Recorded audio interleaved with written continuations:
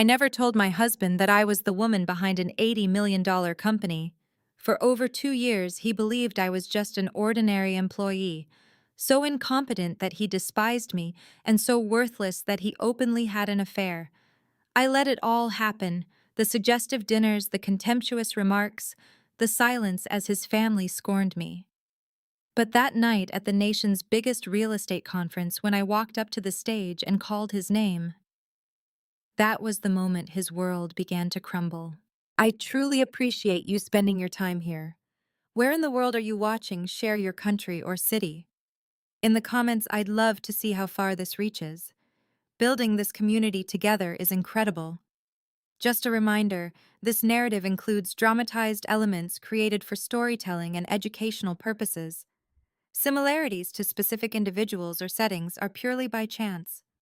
The important takeaway, though, is the meaningful lesson embedded in this journey. The lights dimmed. 2,000 people fell silent. This was it. I stood in the wings of the National Real Estate Conference main stage, my hands trembling despite the controlled breathing I'd practiced all morning.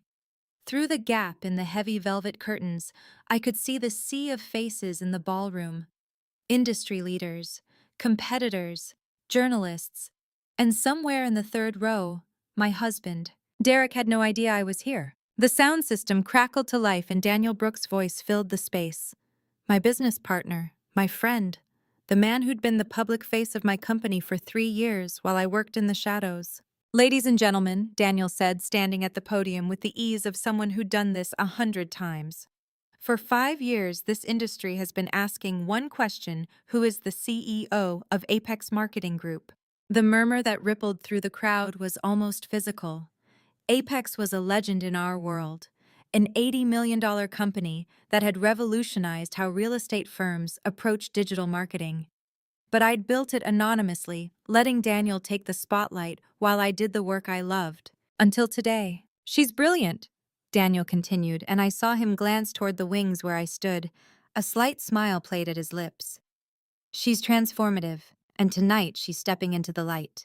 Please welcome Emma Blackwood. My real name, the one I hadn't used in 4 years. I touched the small pendant at my throat. My grandmother's. The metal was warm against my skin, and I could almost hear her voice. True character shows when people think you have nothing to offer. Then I stepped onto the stage. The applause was polite, confused. Nobody knew who I was. That was about to change. The stage lights hit me like a physical force, hot and blinding. My designer gown, deep emerald green, custom-fitted, worth more than some of these people's monthly mortgage payments, felt like armor. I'd spent 2 years in cheap Target dresses and thrift store finds playing the role of someone struggling to make ends meet. Tonight, I was done pretending. I reached the podium and let my gaze sweep across the audience. There, third row center, Derek Harrison, my husband. The man I'd married 2 years ago after convincing him I was a struggling freelance graphic designer barely scraping by. His face was turning an interesting shade of pale. Beside him, his mother Diane gripped the armrests of her seat like she was about to launch out of it. And 3 rows back, I spotted Natalie Reynolds, Derek's ex-girlfriend. The woman his mother had been pushing him toward for the past 6 months. The woman he'd been sleeping with for the past 3 months. Good evening, I said into the microphone. My voice came out steadier than I felt. Many of you know me as Emma Sterling. I paused, let that sink in. Wife of Derek Harrison from Harrison & Associates Real Estate. A camera operator panned toward Derek.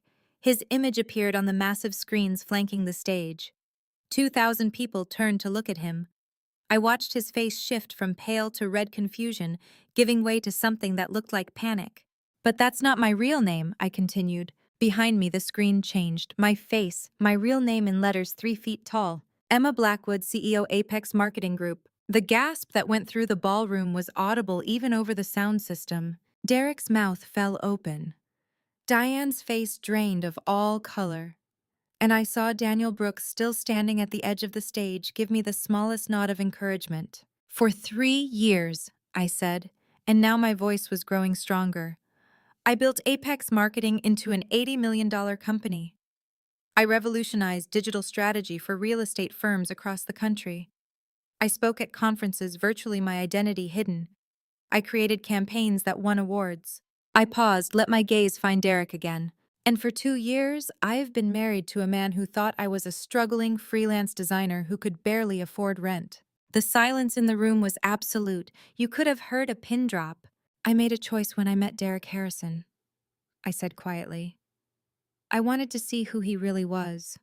I wanted to know what kind of man he'd be when he thought I had nothing, when he thought I was beneath him. My hand found the pendant again. Grandmother, I hope you're watching. What I discovered, I said, my voice catching slightly, was more than I expected. Derek was on his feet now.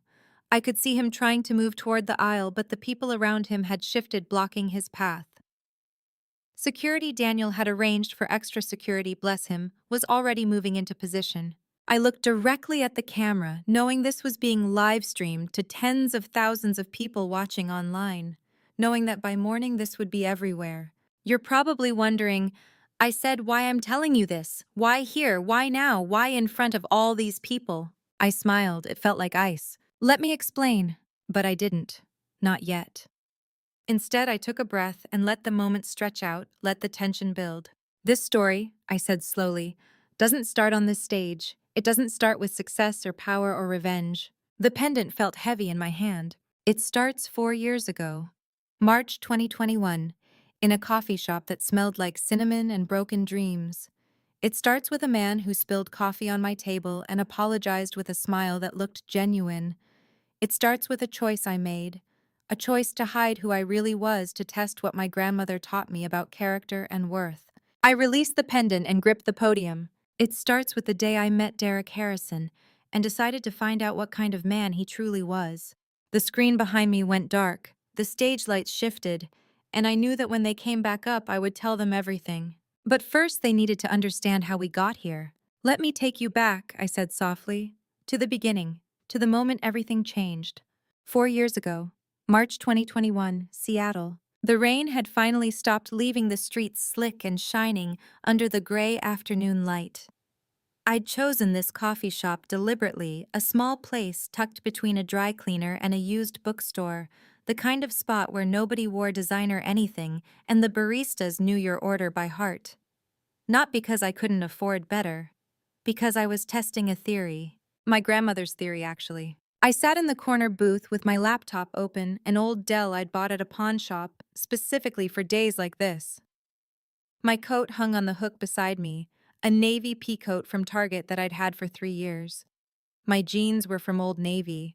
My sneakers were scuffed. I looked for all intents and purposes like someone just getting by. The real me, the Emma who owned a penthouse downtown and ran an $80 million company, was locked away.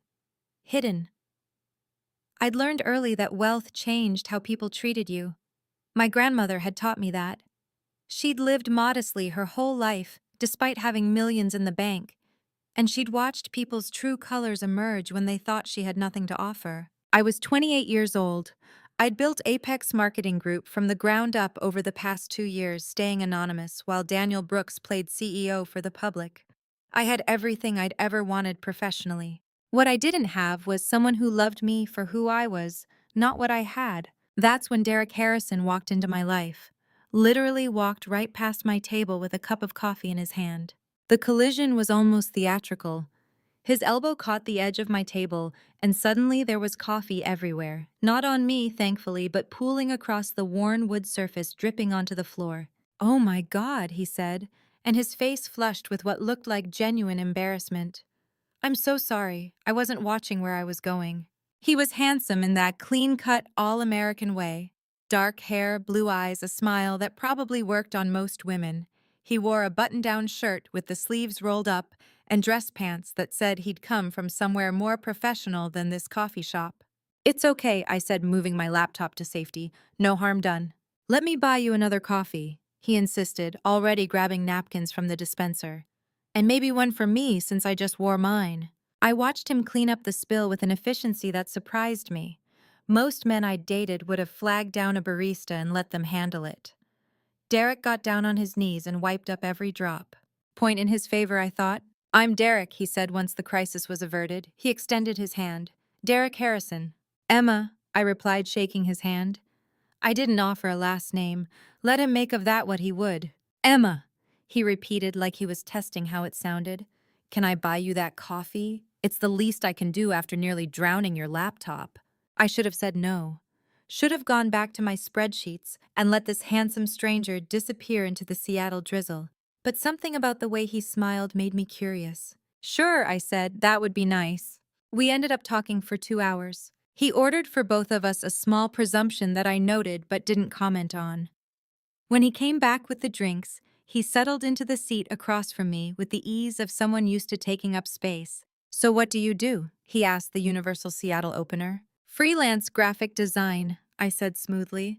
The lie came easily after months of practice. Logos mostly, some web design, whatever pays the bills. His eyebrows rose slightly. That's cool, creative field. Must be tough though, right? Feast or famine. There it was, the slight edge of pity in his voice, the assumption that I was struggling. It has its ups and downs, I said carefully. What about you? Real estate, he said, and his chest puffed out just a little. I work for my family's company, Harrison and Associates. We have offices across 3 states. The pride in his voice was unmistakable. This was a man who defined himself by his work, by his family's success. That sounds impressive, I said and watched his smile widen. It's a lot of responsibility, he said. But I enjoy it. There's something satisfying about helping people find homes, building communities. He talked about his job for 20 minutes.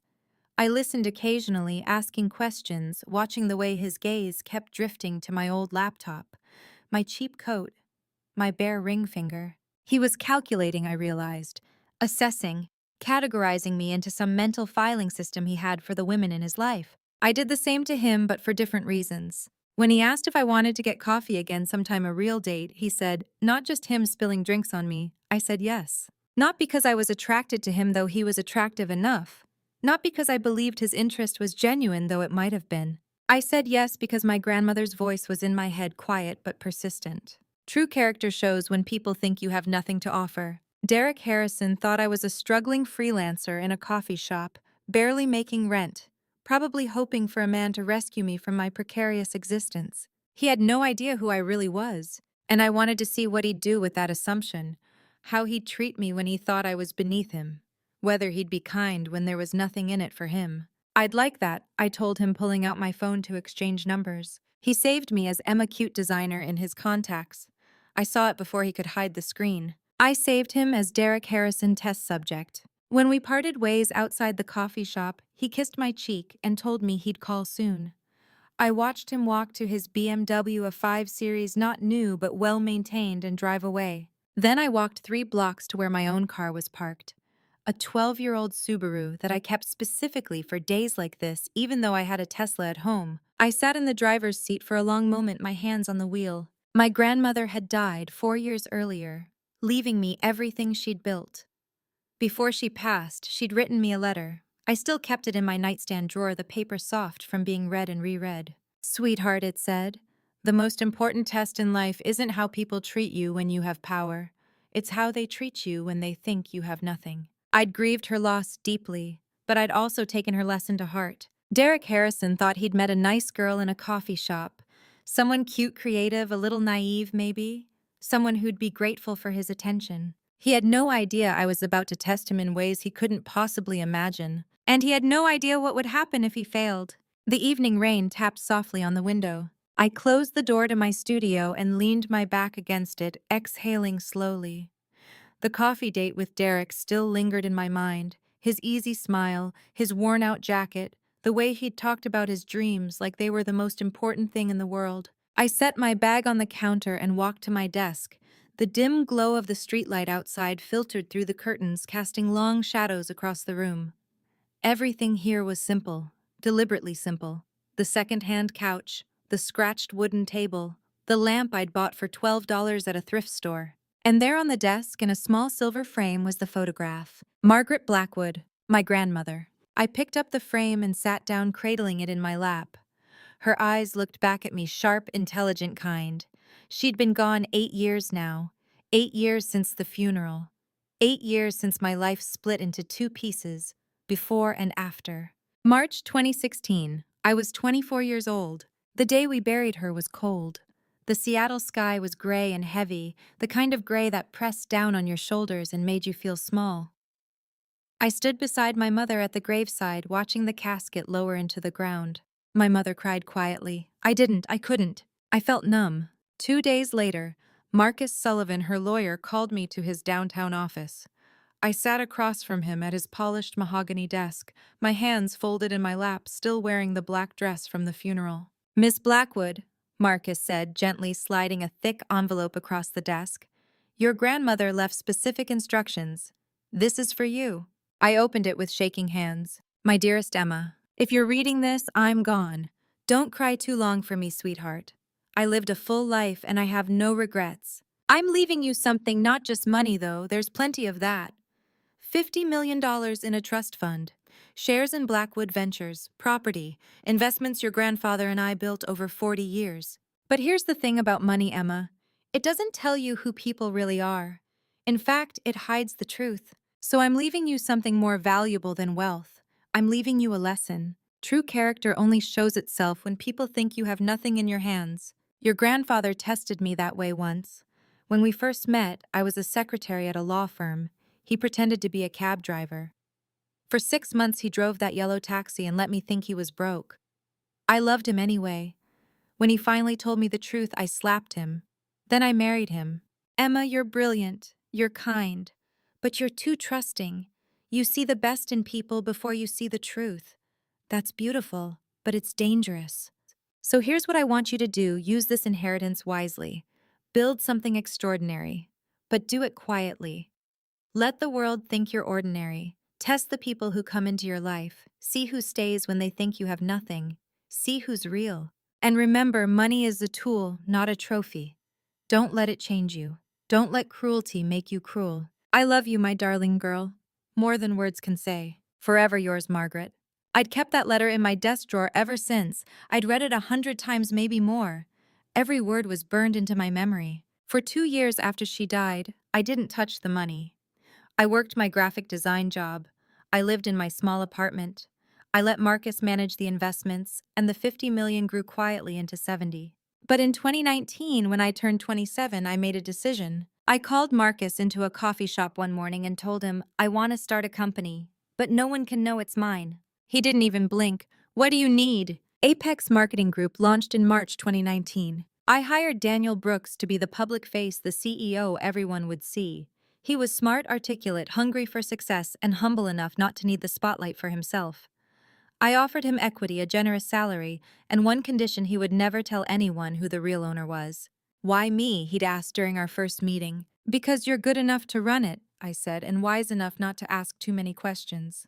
He agreed. We brought on a CFO, a sharp woman named Margaret Lewis. Yes, I named her after my grandmother in every way I could. She knew the truth. Marcus knew. Daniel knew. That was it. 3 people in the entire world. To everyone else, I was Emma Sterling, a freelance consultant Daniel occasionally brought in for strategic advice. I worked from home. I attended meetings over video calls with a plain gray wall behind me.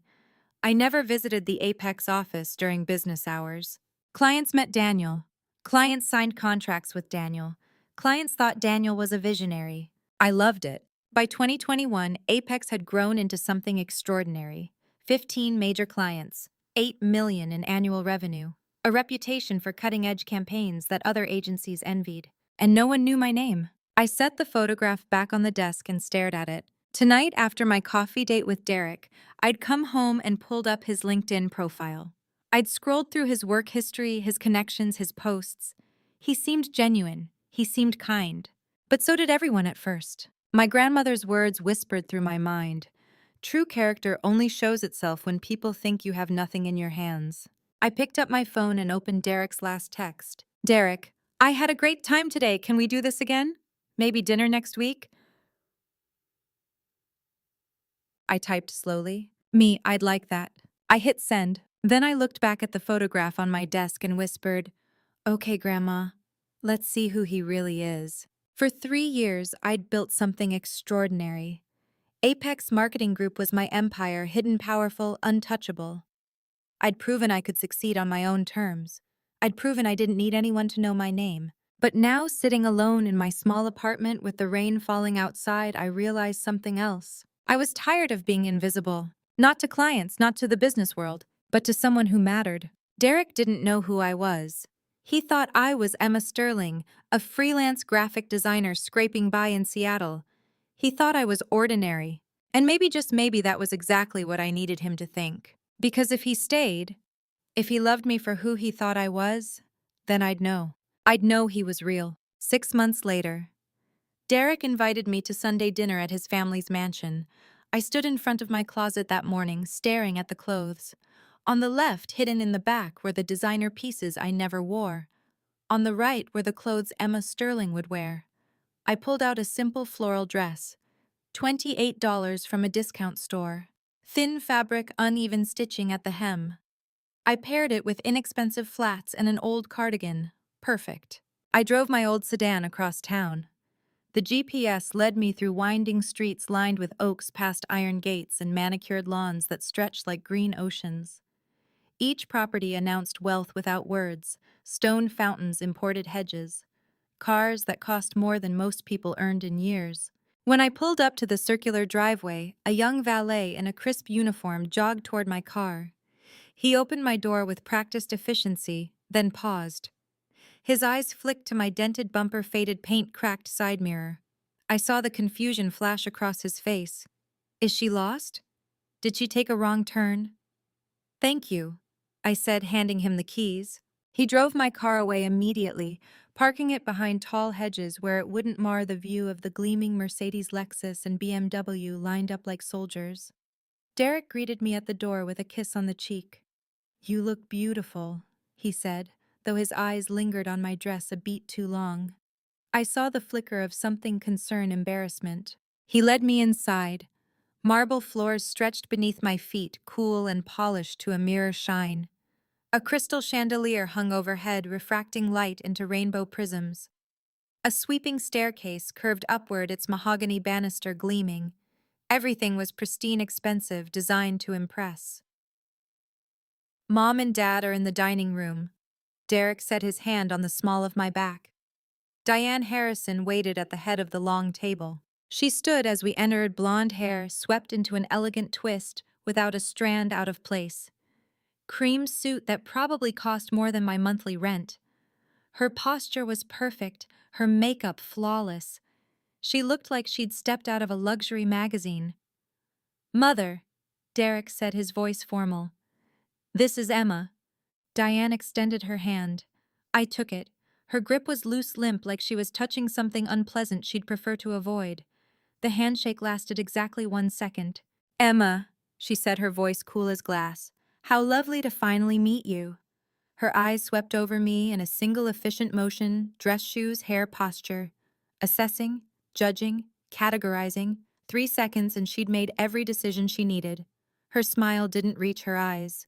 Robert Harrison stood beside her, tall and graying, with quiet eyes. He shook my hand with a firmer grip, but said almost nothing. Just, nice to meet you, Emma, in a low voice, before retreating to his seat at the far end of the table. Then Sophie. Derek's younger sister was 22, dark-haired like her father, with an artist's careful observation in her gaze. She smiled at me genuinely warmly. Hi, Emma. I've heard a lot about you.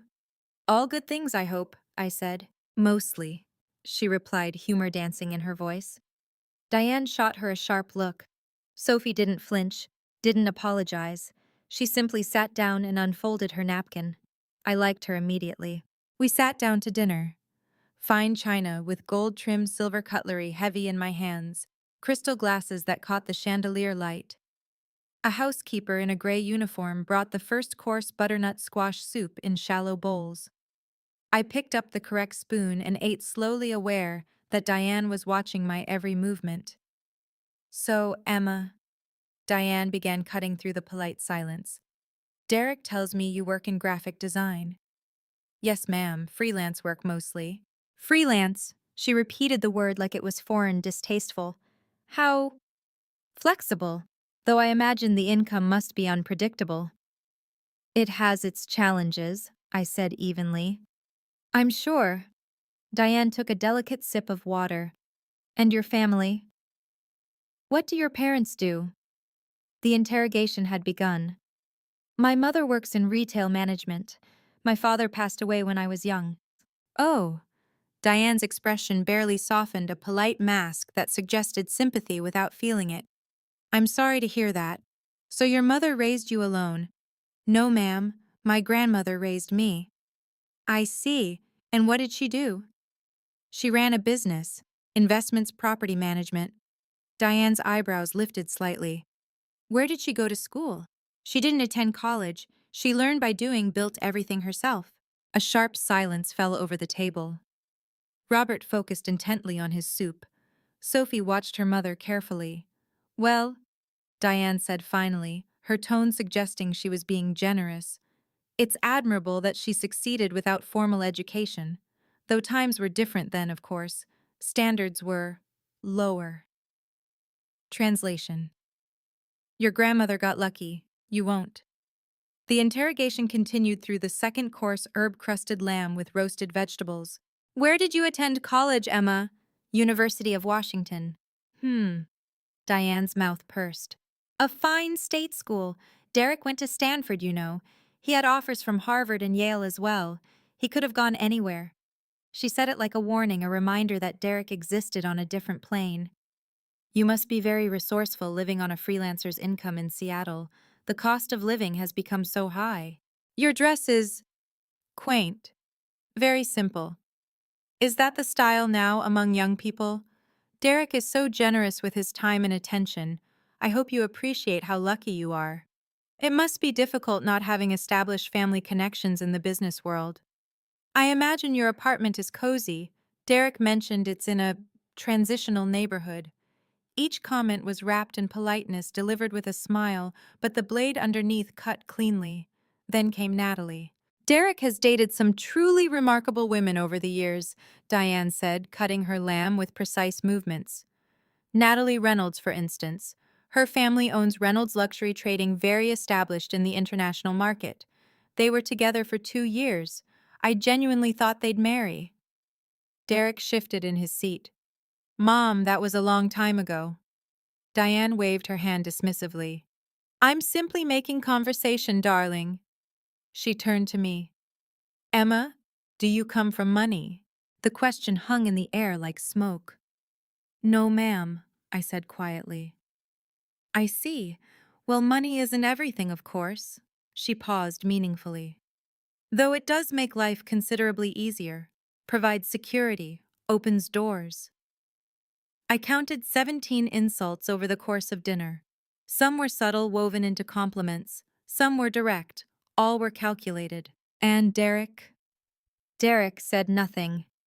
He sat beside me eating his lamb, nodding along to his mother's monologue, offering occasional weak protests. Mom, come on, or that's not necessary, in tones that carried no weight, no conviction. He didn't defend me, not once. But Sophie noticed. Across the table I caught her eye. She looked at me with something like sympathy, understanding. Her gaze said, I see what she's doing. I'm sorry. She gave me the smallest nod. It was enough to know I wasn't imagining it. After dinner, Derek walked me to my car, retrieved now from behind the hedges still shabby among the luxury vehicles. I'm sorry about my mom, he said, hands in his pockets. She's protective. She just wants to make sure I'm with the right person. It's okay, I said. No, it's not. She was rude. I'll talk to her. I looked at him carefully. His face was earnest, apologetic. He seemed to genuinely believe that a conversation would fix it. But he hadn't said anything at the table, hadn't interrupted, hadn't stood up for me when it mattered. Derek, I said gently, it's really fine. He kissed me goodnight, soft and brief. On the drive home, I replayed everything, the insults, the silence, the way Diane had looked at me like I was something temporary, disposable. But I'd also seen glimpses of something else. The way Derek laughed when Sophie made a joke. The way he looked at me sometimes like I genuinely mattered. My grandmother's voice echoed, give people the chance to surprise you, but never forget what they show you the first time. Maybe Derek could grow. Maybe away from Diane's influence, he'd be different. Maybe love could change someone. I wasn't naive. I was being deliberate. testing whether love was stronger than upbringing, whether Derek would choose me over them when it mattered. I pulled into my apartment complex and turned off the engine. If I married Derek, if I would give him every chance to prove me wrong, but I would also be ready if I was right. The first year of marriage taught me who Derek really was. We'd moved into the Fremont apartment in February 2022. By March, the pattern had already begun. March 2022, the first Sunday dinner. Diane greeted us at the door of the Harrison mansion with her usual cool smile. Robert nodded from his armchair. Sophie gave me a small wave from the dining room. "Emma," Diane said, looking me up and down. "Still in that little apartment, I see." I smiled. "It's cozy." "I'm sure it is." She turned to Derek. "Darling, when are you going to get a proper place? Something befitting a Harrison." Derek shifted uncomfortably. "We're saving Mom." "Saving." Diane repeated the word like it was foreign. "Well, I suppose that's admirable, though I do wonder what Emma contributes." I felt Derek stiffen beside me, but he said nothing. We sat down to dinner. The interrogation continued. "So, Emma, how's your freelance work going?" "It's going well, thank you." "Well enough to help with rent, I hope." Derek laughed awkwardly. "Mom, come on." But he didn't defend me, he just laughed. April 2022, the second Sunday dinner. "You know, Derek," Diane said over soup, "Natalie's family just bought a summer home in the San Juans. Beautiful property, 4 bedrooms, private dock." Derek nodded. "That's great." "Yes, her husband is doing very well, vice president at a tech firm." Diane glanced at me. "Emma, what was your salary again at your last full-time job?" "I work freelance now, Mrs. Harrison." "Right, flexible." She took a sip of wine. "Derek, you must be supporting both of you on your salary. That's quite a burden." This time Derek didn't even laugh, he just stared at his plate. May through August. The pattern deepened. By summer, Derek's complaints had become routine. "Emma, if you made more money, we could afford a better place." "Emma, my mom's right, we should be living like adults." "Emma, I'm working 12-hour days. What do you do all day?" I bit my tongue. What did I do all day? I ran a marketing agency worth $12 million. I managed 15 clients. I approved campaigns, reviewed budgets, strategized with Daniel over encrypted video calls. But Derek thought I designed logos for small businesses. June 2022. Harrison and Associates became a client of Apex. Daniel called me one afternoon. "We just signed Harrison and Associates. Big contract. 300,000 over 2 years." I felt my chest tighten. "Who's the contact?" "Derek Harrison, VP of Business Development." I closed my eyes. "Good, keep me updated." Derek came home that night excited. "Babe, guess what? We just signed with this amazing marketing firm. Apex Marketing Group. They're going to transform our brand." "That's great," I said. "Yeah, the CEO Daniel Brooks is a genius. We had a meeting today. Really impressive guy." He had no idea. July through September. The late nights began. At first it was once a week. Big client meeting, I'll be home late. Then twice a week. Working on a pitch, don't wait up. By September, Derek was coming home at midnight 3 or 4 times a week. "Where were you?" I'd ask. "Work, I told you, we're closing a major deal." But his breath didn't smell like work. It smelled like wine and expensive perfume. October 2022. I started noticing the signs. His phone, which used to sit on the counter, now went everywhere with him, even to the bathroom. Text notifications came in at odd hours, late at night, early morning. He'd glance at them, then delete them immediately. Once I walked into the bedroom while he was on a call. He hung up the instant he saw me. "Who was that?" I asked. "Client, nothing important." But his face was flushed. His eyes wouldn't meet mine. November 2022. Sunday dinner. Sophie's gift. We were standing in the kitchen after dinner. Diane was in the other room holding court. Derek was with his father in the study. Sophie pulled me aside. "Emma," she said quietly, "I don't know what's going on, but I see the way my mom treats you. The way Derek," she paused. "If you ever need to talk, here's my number." She handed me a slip of paper. I looked at her. She was only 23, but her eyes were old, like she'd seen too much. "Thank you," I whispered. She squeezed my hand. "I mean it." December 2022. The complaints escalated. Derek and I fought more than we talked. "Why can't you get a real job, Emma? Why do we live in this dump? My mom was right about you." That last one stopped me cold. "What did your mother say about me?" Derek looked away. "Nothing, forget it." "Derek, what did she say?" He sighed. "She said you'd hold me back, that you weren't from the same world." "And you believe her?" He didn't answer. January 2023. The distance became a canyon. Derek barely spoke to me anymore. He came home late, ate dinner in silence, went to bed. I'd lie awake beside him, staring at the ceiling, wondering when it had all fallen apart. Had it ever been whole? February 2023. 1 year since we'd moved in together. I thought maybe Derek would remember. Maybe he'd plan something. A dinner, flowers, anything. But February 14th came and went. No card, no acknowledgement. I didn't say anything. March 2023. Our first wedding anniversary. I waited all day. I made dinner Derek's favorite. I set the table with candles. I wore the dress he'd once said he loved. At 7, I texted him, coming home soon. No response. At 8, I called. Voicemail. At 9, I ate alone. At 10, I blew out the candles. At 2 in the morning, I heard the door open. Derek stumbled in, smelling like wine and something else. Something sweet and unfamiliar. Where were you? I asked from the couch. He blinked at me, eyes unfocused. Work event. It's our anniversary, Derek. He froze. Oh God, Emma, I'm sorry, I forgot. You forgot? It's been a crazy week. Get out, I said quietly. What? Go sleep in the spare room. I don't want to look at you right now. He stared at me for the long moment, then turned and walked away. I sat alone in the dark. The truth settled over me like a weight. I'd given Derek 100 chances, 100 opportunities to choose me. Every Sunday dinner, I'd waited for him to defend me. He never did. Every complaint, every late night, every forgotten promise, I'd told myself he'd change. That love could fix him. But my grandmother's lesson wasn't about waiting forever. It was about seeing clearly. And now I saw. Derek would never choose me. He'd never loved me enough to try. He'd chosen his family over me every single time. He'd chosen his comfort, his ego, his secrets. I wasn't naive anymore. I'd been a fool. But I was done being fooled. That night, sitting alone on our anniversary, I made a decision. I was done waiting for Derek to change. It was time to find out what he was really hiding. The second year of marriage became quieter. Not peaceful, quiet. There is a difference. After our anniversary, Derek moved back into the bedroom as if nothing had happened.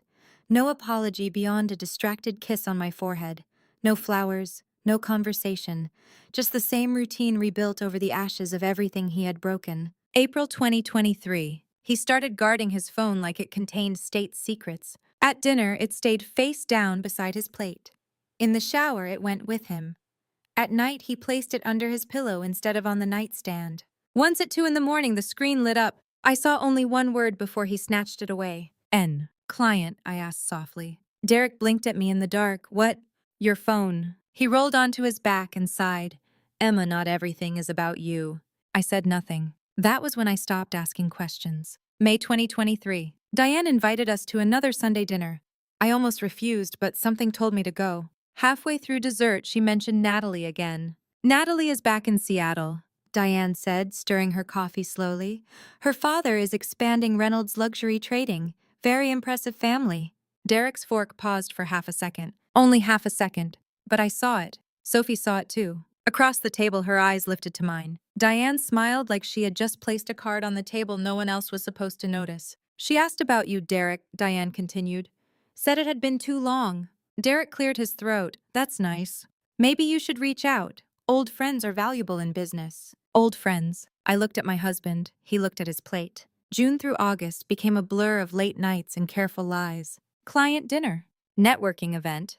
Emergency strategy meeting. Daniel from Apex wants revisions. That last one almost made me laugh. Daniel had not asked for revisions. I knew because I had approved the campaign myself from the cheap kitchen table Derek despised. Sometimes Derek came home smelling of wine, sometimes of cologne, sometimes of perfume that was too expensive to belong to any waitress or passing stranger. I kept a notebook, not because I had proof, because patterns matter. Date, time, excuse, smell, mood, phone behavior. June 14th. Home at 12:37 a.m. Claimed client drinks. Deleted 3 messages before bed. July 2nd, left apartment after urgent call, returned 2 hours later, shirt changed. August 19th. Diane called twice.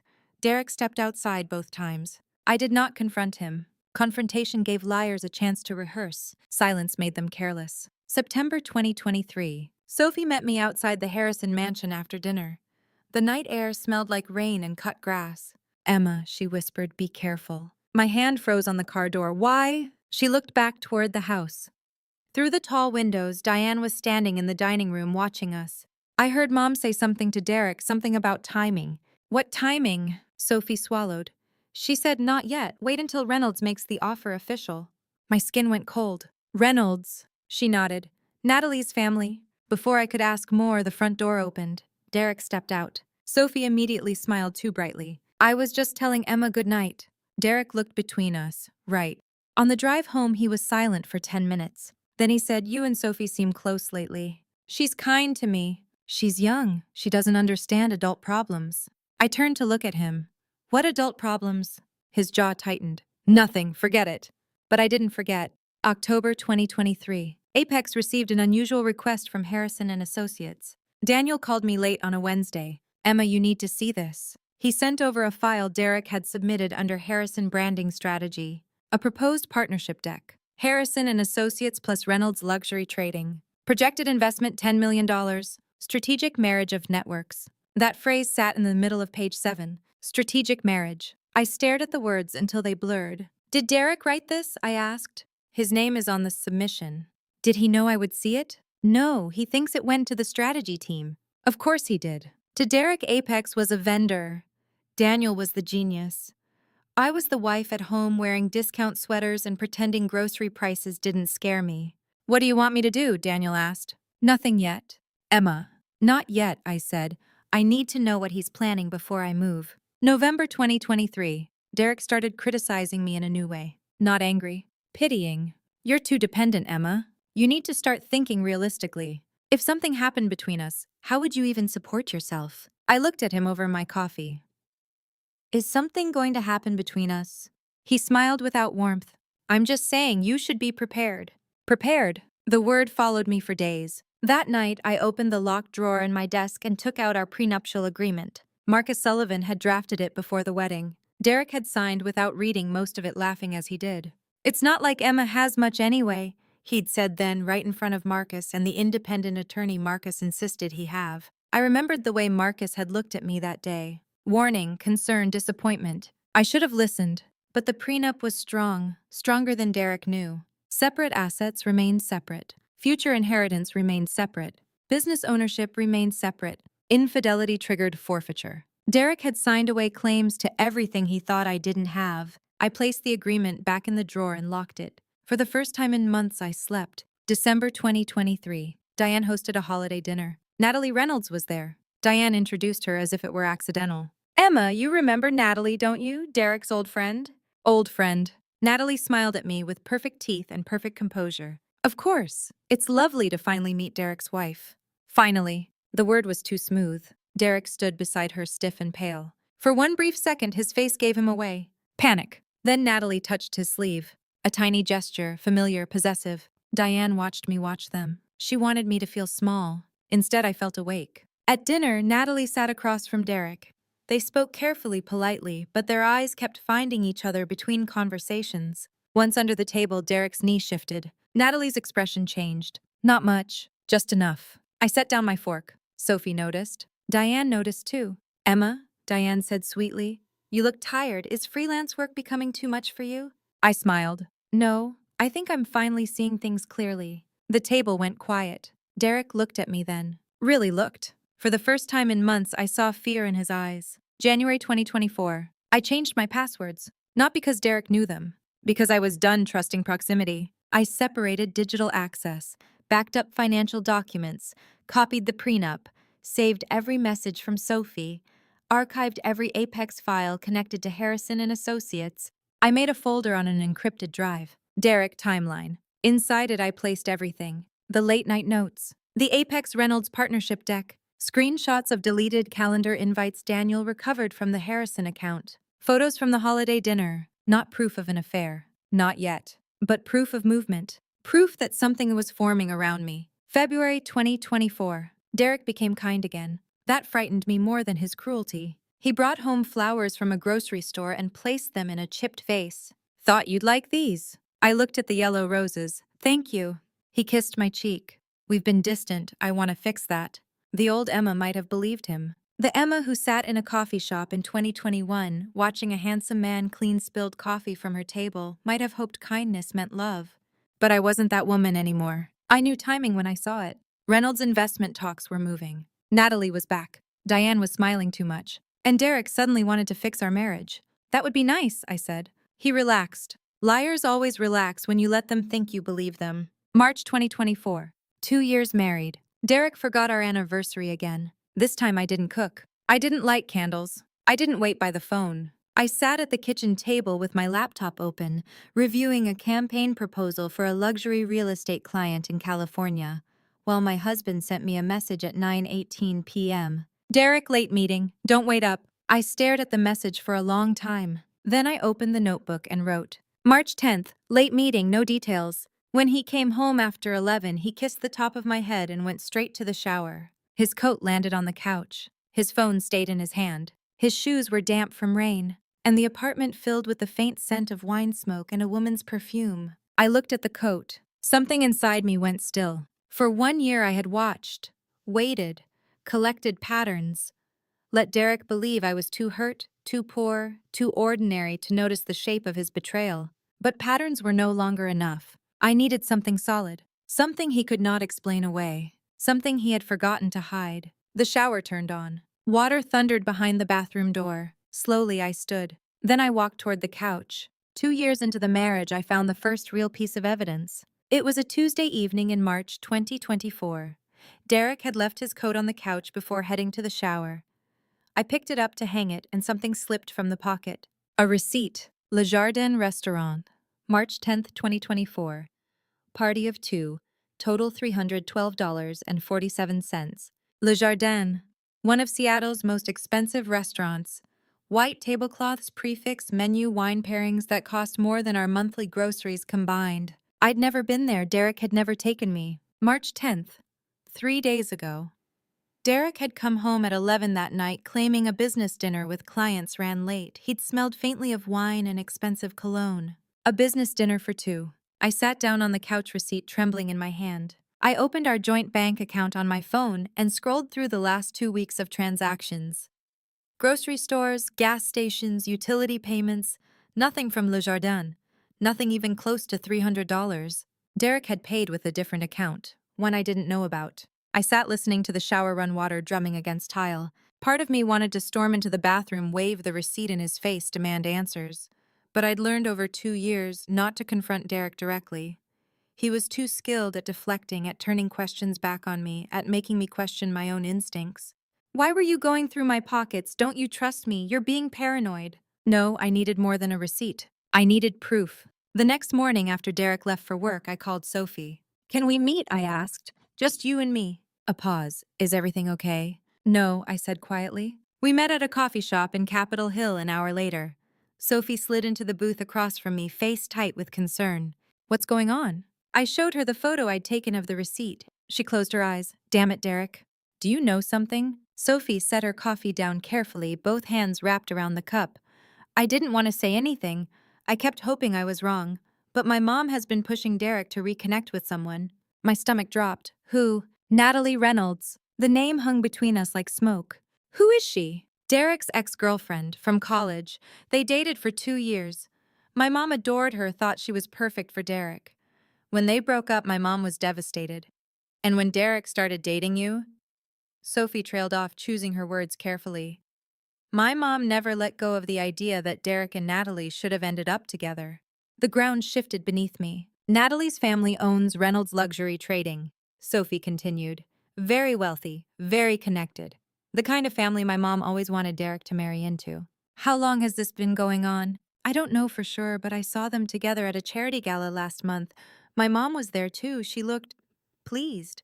Can you send me a photo? Sophie hesitated, conflict clear on her face. Then she pulled out her phone and scrolled through her camera roll.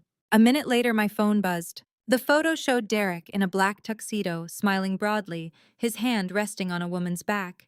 She was tall, elegant blonde, the kind of polished beauty that looked effortless but cost thousands to maintain.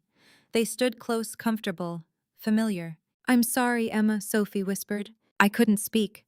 I just stared at the photo, memorizing every detail. That night, after Derek fell asleep beside me, I locked myself in the bathroom and researched Natalie Reynolds, 29 years old, heir to Reynolds Luxury Trading, a company worth over $200 million. Vassar graduate, board member of 3 Seattle charitable organizations. Her LinkedIn was immaculate, Her Instagram was a carefully curated display of wealth yachts in the Mediterranean galas at the Four Seasons ski trips to Aspen. In one photo posted 2 months ago, Derek stood in the background at what looked like a corporate event. 2 months. How long had I been blind? The next evening, when Derek announced he had another late work meeting, I simply nodded. "Don't wait up," he said, kissing my forehead. "I won't." 20 minutes after he left, I grabbed my keys and followed. I stayed 3 cars behind, heart pounding so hard I could feel it in my throat. Derek didn't go toward his office downtown. He drove north toward Queen Anne, winding through residential streets until he pulled up in front of an upscale restaurant with floor-to-ceiling windows overlooking Elliott Bay. I parked across the street in a shadowed spot beneath a tree. Through the massive windows, I watched Derek walk inside. A hostess in black greeted him warmly, like she knew him, and led him to a corner table with a view of the water and the city lights. A woman was already there. Natalie. Derek slid into the booth beside her, not across from her, but beside her. Close. Intimate. She laughed at something he said, reaching out to touch his arm. He leaned in, whispered something near her ear. She smiled, her whole face lighting up. Then Derek took her hand. Not a casual touch. Not accidental. He threaded his fingers through hers and held on. I pulled out my phone with shaking hands and zoomed in. The windows were enormous, the lighting perfect. I took photo after photo. Derek and Natalie sitting close, holding hands across the table. Derek leaning in his face, inches from hers. Natalie laughing, her hand on his shoulder. Clear, undeniable, no room for excuses. I watched for 40 minutes. Wine, appetizers, entrees. They talked and laughed like they'd done this 100 times before.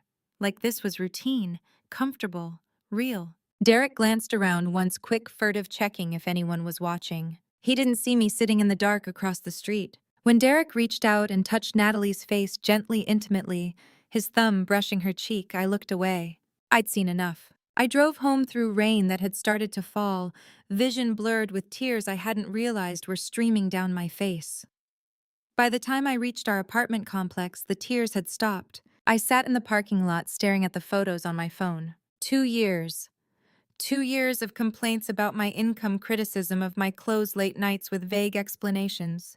2 years of hoping Derek would choose me, would defend me, would prove his family wrong. And all along he'd been with her. But as I sat in the dark rain, drumming on the roof, something shifted inside me. This wasn't just an affair. This felt orchestrated, planned. Diane pushing Derek to reconnect.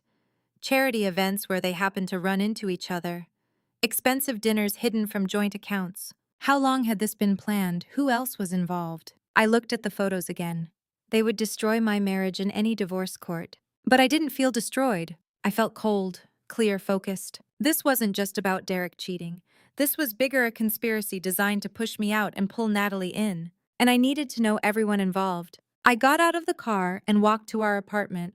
Derek wouldn't be home for hours. Time to think, time to plan, time to find out how deep this betrayal went. I unlocked the door and stepped inside, turning on lights in the empty space. Derek thought I had nothing, thought I was just the quiet wife who'd accept whatever scraps he offered. He was about to discover how wrong he was, because my grandmother had taught me one thing above all else. True character reveals itself when people think you have nothing in your hands. And Derek had no idea what I was holding. 3 days later, I walked into Kevin Wright's office. It was a modest building in Fremont, 3 floors, brick facade, a sign that read, "Wright Investigations," in simple black letters. I'd found Kevin through an online search, former Seattle PD detective, 15 years of private investigation experience, specialization in domestic cases. His office was on the 2nd floor. Clean desk, filing cabinets, framed PI license on the wall. Kevin himself was in his early 50s, gray hair, cropped short, sharp eyes that missed nothing. "Ms. Sterling," he said, standing to shake my hand. "Actually," I said, sitting down across from him, "it's Blackwood. Emma Blackwood." Kevin froze mid-handshake, his eyes widened slightly. "Wait, are you the Emma Blackwood, as in Blackwood Ventures, the $50 million trust fund, Emma Blackwood?" I met his gaze steadily. "Yes." He sat back down slowly, studying me. "Then why are you living like I have nothing?" I finished. "That's a long story. Can you help me or not?" Kevin leaned forward, fingers steepled. "What do you need?" "My husband is cheating on me. I need proof. I need to know who else is involved, and I need it to hold up in court." "Understood." Kevin pulled out a notepad. "Tell me everything."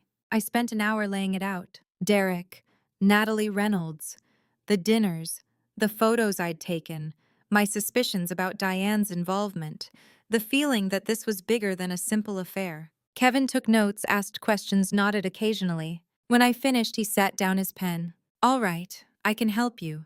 But first, we need to talk about legal boundaries. Washington is a two-party consent state, Kevin said carefully. That means I cannot legally record private conversations without both parties' knowledge. If I bug Derek's car or plant a recording device in your home, anything I capture is inadmissible in court. Worse, it could get you sued or even criminally charged. My heart sank. So we can't record him. Not private conversations, no. But here's what I can do. Kevin counted off on his fingers. One, surveillance in public spaces. Restaurants, parking lots, streets. If Derek and Natalie are meeting in public, I can document it. Photos, video, all legal. 2, collect public records. Financial documents, property records, business filings. If there's a paper trail, I'll find it. 3, gather evidence through legal channels. If someone willingly gives us information like your sister-in-law Sophie, that's fair game. I nodded slowly. So we work within the law. Exactly. It might take longer, but everything we gather will hold up in court. How long will this take? I asked. Depends on how careful your husband is. But based on what you've told me, he's not being very careful. I'd estimate 2 to 3 weeks for a solid case. Let's do it. Kevin extended his hand. I'll need a retainer, $5,000 to start. I pulled out my checkbook, the one tied to my real account, not the joint account Derek had access to, and wrote the check. Kevin looked at it, then at me. You've been hiding this the whole time. Yes. Why? I thought about my grandmother's letter. True character reveals itself when people think you have nothing. Because I needed to know who he really was, I said quietly. Kevin nodded, something like respect flickering in his eyes. Well, Mrs. Blackwood, let's find out exactly what your husband is hiding. Week 1. Kevin called me on a Thursday afternoon. I've confirmed the affair. Derek and Natalie have been meeting regularly for the past 3 months. Twice a week, sometimes more. Always upscale restaurants, always discreet. 3 months, I repeated. My hands tightened on the phone. There's more. Derek has been meeting with Victor Reynolds, Natalie's father. At the Reynolds luxury trading offices, I documented 3 meetings in the past 2 weeks. My stomach dropped. Why would he meet with Victor? I don't know yet, but it's not social. These are business meetings, long ones. 2 hours, sometimes 3. Keep digging. Already on it. Week 2. Sophie called me on a Tuesday evening. Emma, I need to see you, now. We met at a park near her apartment. Sophie looked pale, shaken. I recorded something, she said, handing me a small USB drive. In my parents' house. I know it's risky, but I had to. Where did you record this? Kitchen and living room, common areas. Kevin said it might be defensible because it's a shared family space, not a private bedroom or office. It's a gray area, but it might hold up. I plugged the drive into my laptop right there on the park bench. The audio was clear. Diane's voice. The merger with Reynolds could save the company. Victor's willing to invest $10 million, but only if Derek marries Natalie. Derek's voice. What about Emma? Diane. We'll handle Emma. The prenup won't matter if we can prove she misrepresented her assets. You said she told you her grandmother's money was mostly gone, right? Derek, yeah, she said it went to pay off debts. Diane, perfect. We'll claim fraud. That her concealment of wealth invalidates the prenup. Victor's lawyers are already looking into it. Derek, hesitant. What if it doesn't work? Diane, cold. Then we'll find another way. You're not throwing away this family's future for some girl you married on a whim. I stopped the recording, my hands shaking. Sophie's face was tight with anger. I'm sorry, Emma. I'm so sorry. Don't be, I said quietly. You just gave me exactly what I need. I sent the recording to Kevin immediately. He called me back within an hour. This is good, Emma. Really good. Sophie recorded it in a common area of her own family home. It's legally gray but likely defensible, especially since she's an adult resident. Combined with the photos you took and my surveillance, we're building a solid case. What about Derek meeting with lawyers? Kevin paused. How did you know about that? I didn't. But it makes sense, doesn't it, if they're planning to challenge the prenup? You're right. I've been following Derek. Yesterday he met with a divorce attorney downtown. Lasted 90 minutes. My chest felt tight. So they're really doing this, planning to divorce me, take my money, and marry him off to Natalie. Looks that way. I sat in my apartment that night, staring at the evidence spread across my coffee table. Photos of Derek and Natalie. Financial records showing Derek's secret meetings with Victor Reynolds. The audio recording of Diane and Derek plotting against me. Documentation of Derek consulting divorce lawyers. It was all there, the whole ugly truth. Derek didn't love me. He'd never loved me. This had been a setup from the start. Or maybe not from the very start. Maybe at first he'd been genuine. But somewhere along the way, Diane had gotten to him. Had convinced him that I was worthless, that Natalie was better, that the Reynolds money could solve all their problems. And Derek, weak and selfish as he was, had gone along with it. Friday evening, my phone rang. Kevin's name flashed on the screen. I answered. Emma? His voice was different, strained. I found something else. You need to sit down before I tell you this. I was already sitting, but my whole body went cold. What is it? Kevin took a breath. There's another woman. Silence. What? Derek isn't just involved with Natalie. There's someone else. Her name is Rachel Moore. And Emma. She has a child, a little girl, 18 months old. The room tilted. Kevin, I said slowly, are you telling me Derek has a secret family? Yes, Kevin said quietly. That's exactly what I'm telling you. Kevin handed me a folder. Inside were photos I wasn't ready to see. We sat in his office, morning light slanting through the blinds. I opened the folder slowly. The first photo showed Derek standing in front of a small house. Suburban street, tidy lawn, Portland address visible on the mailbox. The second photo showed Derek with a woman. Dark hair, mid-20s, pretty in an understated way. She was smiling at him. The third photo made my breath stop. Derek holding a toddler, a little girl with dark curls, maybe 18 months old. She was laughing, reaching for Derek's face. He looked happy. Her name is Rachel Moore, Kevin said quietly. She lives in Portland. The child is Lily, 18 months old. I stared at the photo. My hands had gone numb. 18 months, I repeated. Kevin nodded. Born October 2022. I did the math. October 2022. We'd gotten married in March 2022. 6 months, I whispered. 6 months after our wedding. Kevin slid more photos across the desk. Derek at a playground pushing Lily on a swing. Derek and Rachel at a grocery store, Lily in a cart between them. Derek sitting on a couch, Lily asleep on his chest. Domestic scenes, family scenes, things I'd never had with him. There's more, Kevin said. He opened a folder of financial documents, bank statements, transfer records. Derek has been sending Rachel $3,000 a month, regular payments for the past 18 months, rent, groceries, childcare. $3,000 a month. While he'd been complaining to me about money, while he'd been telling me we couldn't afford a better apartment.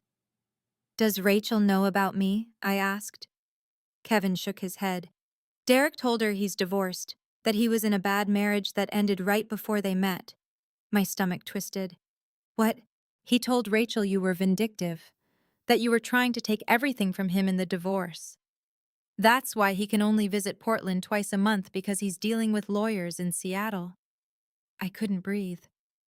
Rachel thinks Derek is a single father fighting for custody rights, Kevin continued. She thinks you're the ex-wife making his life difficult. Does Natalie know about Rachel? I asked. No. Natalie has no idea Rachel or Lily exist. And Rachel doesn't know about Natalie. Or you. Rachel thinks Derek is single, freshly divorced, devoted father. I looked down at the photos again. 3 women. 3 separate lives. None of us knowing about the others. Natalie thought Derek was her sophisticated boyfriend, about to leave his poor, struggling wife. Rachel thought Derek was her partner, a good father fighting an unfair custody battle.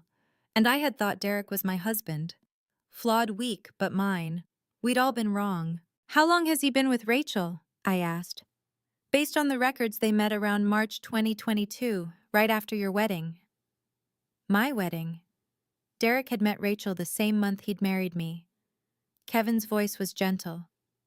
Emma, I know this is a lot. I need to go, I said, standing abruptly. Are you okay to drive? I'm fine. I wasn't fine. I made it to my car before I broke. I sat in the driver's seat, hands gripping the steering wheel, and I cried. Not quiet tears, gut-wrenching sobs that shook my entire body. 2 years. 2 years of marriage. 2 years of Derek complaining about money while secretly supporting another family. 2 years of him coming home late, smelling like perfume, lying about work events. He hadn't just cheated, he'd built an entire second life, a family, a child. And he'd lied to everyone, to me, to Rachel, to Natalie. He'd made us all believe different versions of him, versions that suited his needs. The ambitious husband, the devoted father, the sophisticated boyfriend. None of them were real. I don't know how long I sat there. Eventually, the tears stopped. My breathing slowed, and something shifted inside me. The grief hardened into something cold and sharp. Derek had lied to me for 2 years. He'd betrayed me with 2 women. He'd created a child while married to me and then hidden that child's existence. He'd plotted with his mother to divorce me, steal my inheritance, and marry Natalie for her family's money, all while maintaining his perfect facade. He deserved to lose everything. Not just his marriage, not just his reputation, everything. I sat up straighter, wiped my face, and pulled out my phone. I scrolled through my contacts and found Marcus Sullivan's number, my grandmother's lawyer, the man who'd drafted the ironclad prenup Derek had signed without reading. I needed legal advice, I needed strategy, and I needed to make sure that when Derek fell, he fell hard. Marcus answered immediately. Emma, I need to see you, as soon as possible. How soon can you get here? 20 minutes. I'll be waiting. That night, I sat alone in the apartment Derek and I shared. He was in Portland, with Rachel and Lily, playing father to the child he'd never told me about. I looked around at the modest furniture, the small kitchen, the life I'd built as Emma Sterling, the woman with nothing. Derek thought he knew me. He thought I was weak, poor, defeated. He had no idea who I really was. And he had no idea what I was capable of. I had a choice. I could leave quietly, file for divorce, take what the prenup guaranteed me, walk away. Derek would move on, marry Natalie, or maybe stay with Rachel. He'd tell new lies, build new facades. He'd never face real consequences. Or I could make sure he faced every single one. For the lies, for the betrayal, for Rachel who thought she'd found a good man, for Natalie who was being used, for Lily who deserved a father who wasn't a fraud. And for me, for 2 years of gaslighting, manipulation, and cruelty. I made my choice. Derek was going to face consequences for every lie he'd ever told, and I was going to make sure the whole world was watching when he did. I called Marcus at midnight. He picked up on the second ring. Emma, what's wrong? I need to see you, now, your office. Pause. 20 minutes. Marcus's building was dark except for the 14th floor. I took the elevator up, clutching Kevin's folder. My hands were steady. The tears were gone. Only cold focus remained. Marcus met me at the door in a full suit, his face lined with concern. Come in. Tell me everything. I sat at his mahogany desk and opened the folder. Derek is cheating with 2 women. Marcus's eyebrows rose slightly. First, Natalie Reynolds, ex-girlfriend from college. Her family owns Reynolds Luxury Trading. The affair has been going on for 3 months. Diane orchestrated it. Their plan is to merge companies if Derek marries Natalie after divorcing me. I slid photos across the desk. Derek and Natalie at restaurants, holding hands, looking intimate. Marcus studied them, his expression darkening. Second, Rachel Moore, Portland. Derek's been with her for 2 years, since the month we got married. They have a daughter together, Lily, 18 months old. I placed more photos down. Derek with Rachel. Derek holding Lily, smiling like I'd never seen him smile at me. Marcus looked up, genuinely shocked. Derek told Rachel he's divorced from me, that I'm a vindictive ex-wife. He sends her $3,000 every month. Meanwhile, he and Diane are plotting to divorce me, claim I misrepresented my assets, invalidate the prenup, and take my inheritance. I placed Sophie's USB drive on the desk. Diane and Derek discussing their entire plan. Sophie recorded it in their home. Public areas legally admissible. Marcus was silent for a long moment. Then quietly, no one deserves this, Emma. Can I protect my assets? Will the prenup hold? Marcus pulled out the prenuptial agreement and flipped through it slowly, his lawyer's mind already working. You're completely protected, but there's something you need to know, something I discovered after your wedding. He opened a drawer and pulled out another folder, one I'd never seen. I had concerns about Derek from the beginning, the way he signed without reading anything, so I did some digging on my own. He slid documents across the desk. Derek hired a private investigator 6 months before he proposed to you, not to investigate you personally, to investigate the Blackwood family holdings. My breath caught. He found out about your grandmother's trust, that you would inherit $50 million at age 30, but only if you were married at the time. The room tilted. Derek knew. He knew. Not the exact amount, perhaps, but he knew it was substantial. His plan was simple. Marry you, wait until you turned 30, you receive the inheritance, then divorce you and claim half in the settlement. I stared at the documents spread before me. Private investigator reports, background checks on Margaret Blackwood, financial records requests for Blackwood Ventures. Derek had researched me, calculated, planned every move, from the very beginning.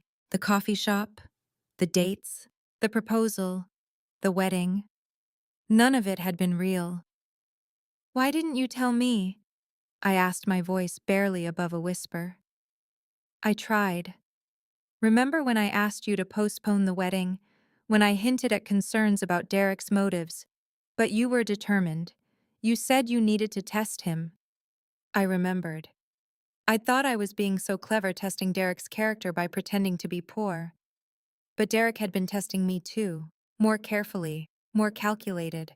Can he challenge the prenup now? Claim I misrepresented my assets? Marcus shook his head firmly. No, and here's exactly why. He pulled up the video documentation from the signing ceremony. Derek had independent counsel present. James Clark reviewed the agreement, or was supposed to. Derek signed voluntarily. I asked him multiple times on camera if he wanted more time to review the document. He said, and I quote, "It's fine. Emma doesn't have much anyway." Marcus tapped the video file.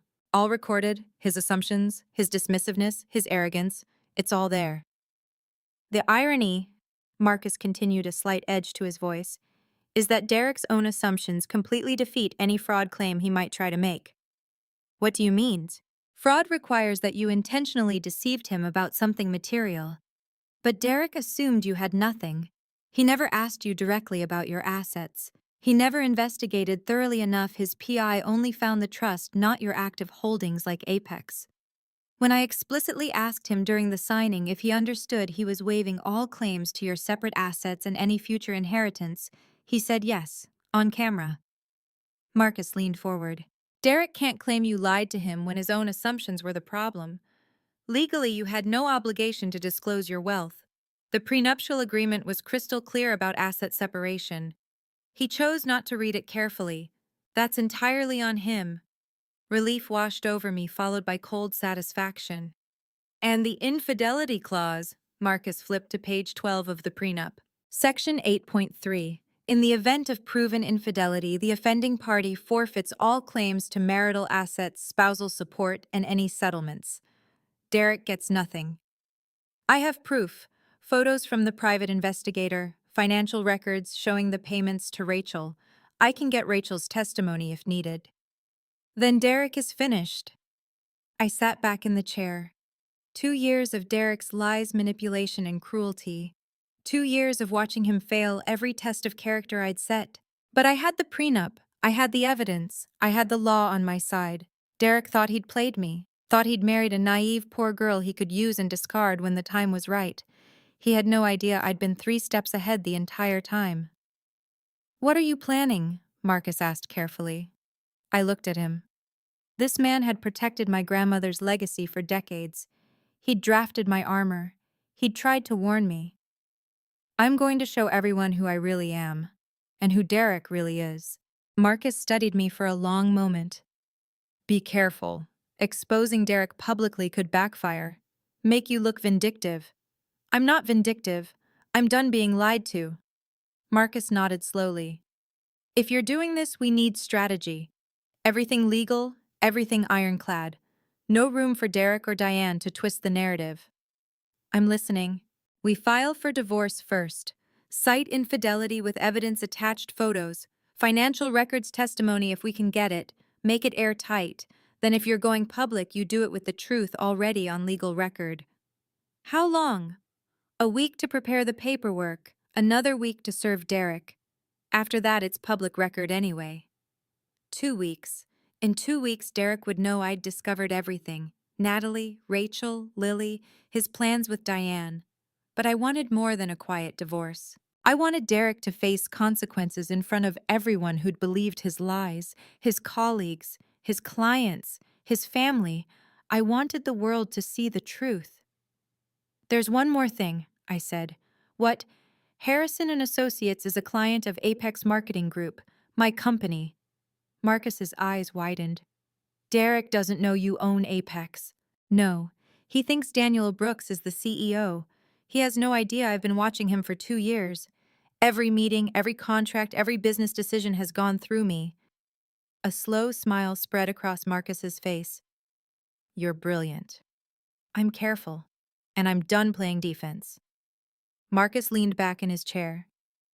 What do you need from me? Legal protection, divorce strategy, and a way to ensure Derek can't twist this into some victim story. Consider it done. I stood to leave. Thank you, Marcus, for everything, for protecting my grandmother's legacy, for protecting me. He stood as well. Your grandmother would be proud of you. You're exactly the woman she hoped you'd become. I walked out into the quiet Seattle night at 2 a.m. The city was silent, the streets empty. I got in my car and sat with my hands on the wheel. Derek had married me for money. He'd planned it from the very start. The coffee shop meeting, the dates, the proposal, all calculated moves in a game I hadn't known we were playing. But I'd been playing my own game. I'd married him to test his character, to see if love could change someone, to give him every chance to prove me wrong. He'd failed every single test. Now he would pay for it. I thought about what Marcus had said. Strategic, legal, ironclad. Derek would face consequences for his lies. But not quietly.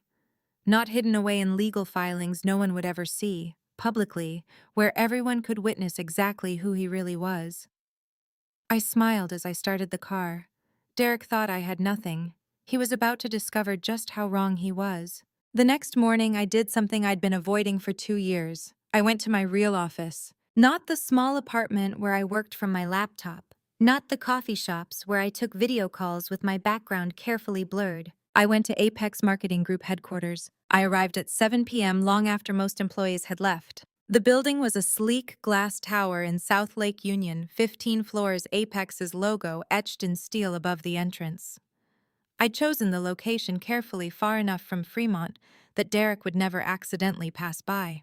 I parked in the underground garage, took the private elevator that required biometric access, and rode up to the 14th floor. The security guard at the desk nodded as I passed. He was one of 3 people in the building who knew who I really was. The office was quiet, dim, most desks empty. Daniel Brooks was waiting for me in the conference room. Emma, he said, standing as I entered. Daniel. We'd worked together for 5 years, 3 before my marriage, 2 during. He knew everything. My real identity, my fake marriage, my reasons for hiding. You sure about this? He asked. I'm sure. I walked down the hallway to my private office. No nameplate on the door, just a simple placard, executive suite, authorized personnel only. Inside, the space was exactly as I'd left it 3 months ago, the last time I'd risked coming here. Minimalist desk, floor-to-ceiling windows overlooking the city, a wall of monitors displaying real-time analytics from every client campaign. I sat down at my desk and logged into the system. I've been avoiding this place during work hours for a reason, I said as Daniel joined me. I know. Derek could have shown up for a meeting. Exactly. Every meeting with Harrison and Associates, you handled it right. Every single one. You were never mentioned by name. All documentation says Apex team recommends or Apex analysis shows. Never Emma Blackwood suggests. Always such a nice. And Derek never asked to meet the owner. Daniel shook his head. He's met me, the account managers, the analysts. He thinks I'm the founder and CEO. I've never corrected him. I pulled up the client database and typed Harrison and Associates. The file opened. I scrolled through slowly. Client since October 2022. Contract value $2.5 million over 18 months. Services, brand strategy, digital marketing, lead generation, social media management. Primary contact Derek Harrison, VP of Business Development. October 2022, 6 months after our wedding. $2.5 million, I said quietly. Daniel nodded. One of our top 5 clients. I've been funding my own marriage. The irony was almost funny. Derek had complained for 2 years about money, about our small apartment, about my freelance income, about how I didn't contribute enough. Meanwhile, his company had been paying mine $2.5 million. Money that went into my accounts, my investments, my wealth. I'd been supporting us the entire time. He just didn't know it. Did he ever ask about ownership? I asked. Once, about a year ago. He asked who owned Apex if we were publicly traded. What did you tell him? That we're a private company with silent investors. He didn't ask for specifics. I leaned back in my chair. Because he assumed the investors were men, rich, powerful men. It never occurred to him that one of them might be his wife. Daniel's expression was grim. People see what they expect to see. I pulled up the analytics dashboard for Harrison and Associates. Campaign performance, lead conversion rates, revenue attribution. How dependent are they on us? I asked. Daniel pulled up a chair. Very. We handle about 40% of their marketing, all their digital presence, most of their lead generation. If we pulled out, how long before they'd feel it? 60 days, maybe less. Their client pipeline would dry up fast. They'd scramble to replace us, but finding another agency with our level of integration, 6 months minimum. By then, they'd have lost significant revenue. I stared at the numbers. Harrison and Associates thought they were clients of a cutting-edge marketing firm run by the brilliant Daniel Brooks. They had no idea that the real power behind Apex was the woman Derek had married and dismissed. The woman he thought was a struggling freelance designer. The woman he'd lied to, cheated on, plotted against. I'm going to tell him the truth, I said. Daniel looked at me. When? Soon, publicly, in front of everyone. Emma, if you do that, I know the risks, but I'm tired of hiding. Tired of letting Derek think he's smarter than me. Tired of watching him take credit for success that I helped build.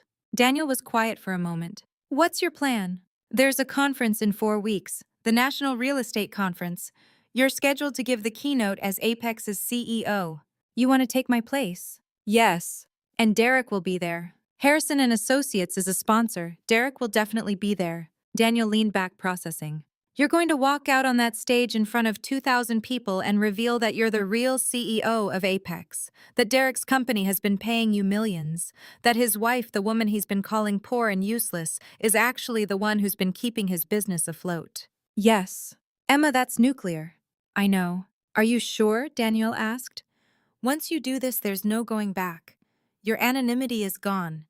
Every client will know, every competitor. The press will pick it up. I thought about the photos Kevin had shown me. Derek with Natalie. Derek with Rachel and Lily. Derek plotting with his mother to steal my inheritance. I thought about 2 years of gaslighting, 2 years of being made to feel small. I'm sure, I said. Daniel nodded slowly. All right, then we need to prepare. Media strategy, legal protection, talking points. If you're going to do this, we do it right. I have Marcus handling the legal side, divorce papers, infidelity clause, asset protection. And the business side, that's where you come in. I need you to help me craft a narrative, not vindictive, not petty, just true. We spent the next 2 hours strategizing, how to announce it, what to say, how to handle the inevitable media storm. Daniel would introduce me. A special announcement from Apex leadership, then I'd walk out. No dramatics, no theatrics, just the truth. My name is Emma Blackwood. I'm the founder and CEO of Apex Marketing Group, and I have a story to tell. At 9 p.m., I stood and looked around the office. This empire I'd built in secret. 15 major clients, 50 employees, 12 million in annual revenue, all hidden, all carefully concealed so that Derek would never know. But hiding had cost me 2 years of my life, 2 years of lies. Are you really ready for this? Daniel asked. I looked at him. Derek married me because he thought I'd inherit $50 million. He stayed with me while cheating with 2 other women. He planned to divorce me and take half. He's told so many lies that he's forgotten what the truth even looks like. I took a breath. It's time everyone saw who we both really are. Daniel walked me to the elevator. 4 weeks, he said. May 15th. 4 weeks, I confirmed. The elevator doors opened. I stepped inside. Emma, Daniel said. I looked back. Your grandmother would be proud of you. The doors closed. I drove home through empty streets. 4 weeks until the conference. 4 weeks to prepare. 4 weeks until Derek discovered that his poor, struggling wife was actually the CEO of the company that had been funding his career. I smiled. Let the countdown begin, Sophie called. Her voice was shaking. Emma, can we meet somewhere private? I'd been expecting this call. Sophie had been sending signals for months, sympathetic glances at Sunday dinners, the USB drive with recordings, the slip of paper with her phone number. Of course, I said. When? Now, if you can. We met at a small coffee shop in Ballard, far from anywhere the Harrison family would go. Sophie was already there when I arrived, sitting in a corner booth, hands wrapped around an untouched latte. She looked nervous, glancing over her shoulder every few seconds. I slid into the booth across from her. Are you okay? She shook her head. No, I need to tell you about Derek, about my family, about everything. Sophie took a deep breath and pulled a small backpack onto the table. I've been collecting evidence for months, since the first time I saw how they treated you at dinner. She unzipped the bag and pulled out a thick folder, another USB drive, and a worn notebook. I hate the way they treat you, Emma. You're the only person who's ever been kind to me when no one else was. You deserve to know everything. She opened the folder first. Printed emails, text message screenshots, photos. This is Diane's correspondence with Natalie's mother, Victoria Reynolds. They've been planning Derek and Natalie's reunion for over a year. Before Derek even proposed to you. I felt my chest tighten. Before, Sophie nodded. They always intended for Derek to marry Natalie. I'm sorry, Emma. You were supposed to be temporary. She slid the USB drive across the table. The recordings I gave you before, there's more, hours more. Diane and Derek discussing the divorce strategy. Diane coaching Derek on how to manipulate you. Derek laughing about how naive you are. My hands clenched into fists under the table. And this, Sophie said, opening the worn notebook, is my handwritten journal. I've been documenting every conversation, every dinner, every cruel comment, dates, times, witnesses, everything. Is it legal, I asked, all of this? Sophie nodded. I consulted a lawyer, not our family's lawyer, obviously. A different one. The recordings were made in common areas of my parents' house, the living room, the kitchen, places where housekeepers, guests, and service people regularly come and go. There's no reasonable expectation of privacy in those spaces. She tapped the notebook. This is a contemporaneous written record. I wrote these entries as events happened or immediately after. Every entry is dated and time-stamped. That makes it admissible as evidence. She pulled out more papers. And these are text messages and emails that my mother forwarded to me. Screenshots I took of conversations I was part of, all perfectly legal. I stared at the evidence spread across the table. Months of documentation, careful, methodical, legally sound. Why are you doing this? I asked. These are your parents, your brother. Sophie's eyes filled with tears. Because I'm tired of being part of a family that's cruel. Because you deserve to know the truth. She wiped her eyes with the back of her hand. Do you want to know why I really hate them? I wanted to be an artist, Sophie said quietly. When I was 18, I got accepted to Rhode Island School of Design. Full scholarship. It was my dream. I wanted to paint, to create, to do something that mattered to me. What happened? My parents said no. They said I was going to business school like Derek, that art was a hobby, not a career, that I owed it to the family to contribute to the business. Her voice broke. Derek backed them up, called me selfish, said I was wasting my potential. He bullied me until I gave in. I went to business school, Sophie continued. I got my degree. I work at Harrison and Associates now in a job I hate, doing work that means nothing to me. And every day Derek reminds me that I'm not as good as him, that I'm only there because I'm family. She looked at me, tears streaming down her face. When you came into our lives, I watched them do the same thing to you. The same condescension, the same cruelty, the same systematic breaking down of who you are. That first dinner, Sophie said, when Diane made all those comments about your apartment, your job, your clothes, I saw your face. I saw you counting the insults just like I used to do. 17, I said quietly. I counted too, 19 actually. You missed 2. We looked at each other, and despite everything, I almost smiled. You were kind to me that night, Sophie said. You asked about my work. You listened. No one in my family ever listens to me, but you did. Sophie pushed the USB drive and notebook toward me. Everything is here: recordings, documents, my journal, text messages, emails, a complete record of their plan to destroy you. Sophie, I know what you're planning, she interrupted. I don't know the details, but I know you're planning something big, something public, and I want to help. I studied her carefully. If you help me, your mother will disown you. Derek will turn the whole family against you. Are you ready for that? Sophie didn't hesitate. Yes. Why? Because I'm done being their puppet, and because you're giving me courage to leave. I'm planning something at a conference, I said carefully. In a few weeks. It's going to be very public, very exposed. The whole industry will see it. If you stand with me, I'll stand with you, Sophie said firmly. Your mother will never forgive you. Good. I don't want her forgiveness. I want my freedom. I reached across the table and took Sophie's hand. You're 23. You have your whole life ahead of you. Are you sure this is what you want? I've never been more sure of anything. My parents have controlled every decision I've ever made. Derek has bullied me my entire life. I'm done. If helping you means burning bridges with them, then burn them. Sophie pulled out her phone and showed me her bank accounts. I've been saving for 2 years.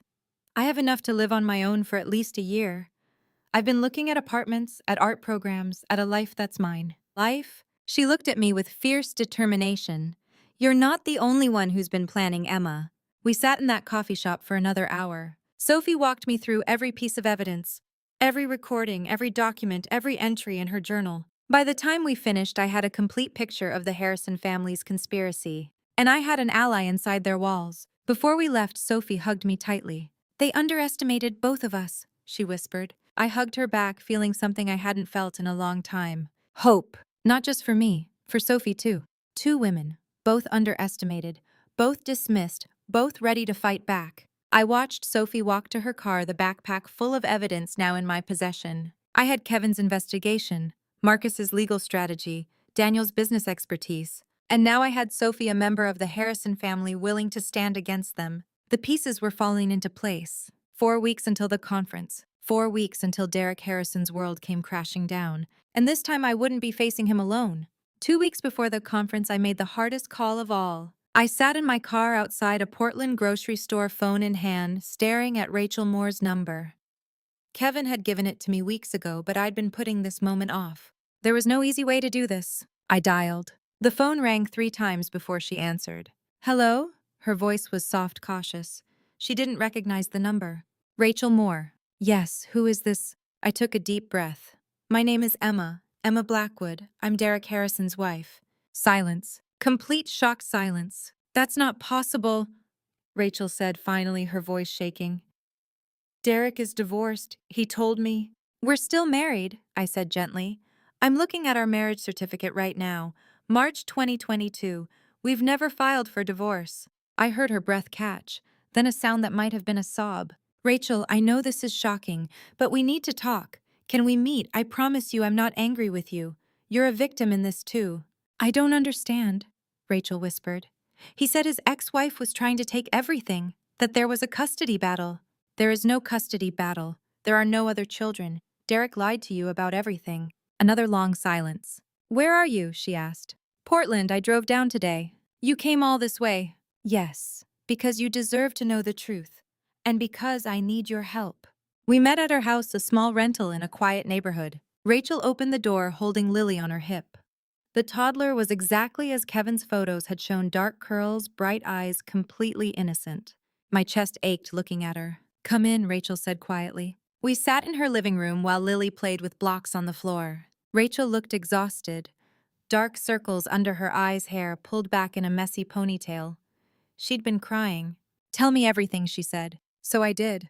I met Derek 3 years ago, March 2021. He proposed in December. We got married in March 2022. Rachel's face went pale. March 2022. But that's when you met him. Yes, according to my investigator, Derek met you the same month he married me. Oh God, she put her face in her hands. I pulled out my phone and showed her photos. Derek and Natalie at restaurants, holding hands, intimate. Rachel looked up at me, tears streaming. Who is she? Natalie Reynolds, Derek's ex-girlfriend from college. His mother has been orchestrating their reunion for over a year. They're planning to merge family businesses. Derek was supposed to divorce me, marry Natalie, and seal the deal. There's another woman! Her voice broke. Yes, and she doesn't know about you either. Or really about me. Derek has been lying to all three of us. Rachel stood up and paced the small living room. He told me his marriage was terrible, that his ex-wife was vindictive and cruel, that she was trying to take his daughter away from him in the divorce. There is no daughter from his marriage. Lily is his only child. Rachel looked at Lily playing innocently on the floor, and fresh tears spilled down her face. He used my sympathy, she said. I fell for him because I thought he was a good father fighting for his rights. It was all fake. I'm so sorry, Rachel. Rachel wiped her eyes and sat back down. Why are you here? What do you want from me? I want to expose Derek. Publicly. I'm giving the keynote speech at the National Real Estate Conference in Seattle in 2 weeks. 2,000 people from the industry. Derek's colleagues, his clients, his family. Rachel's eyes widened. What are you going to do? I'm going to tell everyone the truth. About Derek, about his mother's manipulations, about the business merger plan, about all his lies. I want you to be there, I said. You and Lily. Rachel stared at me. Why? Because Derek needs to face what he's done. To all of us. He needs to see that we know, that we're not going to stay silent.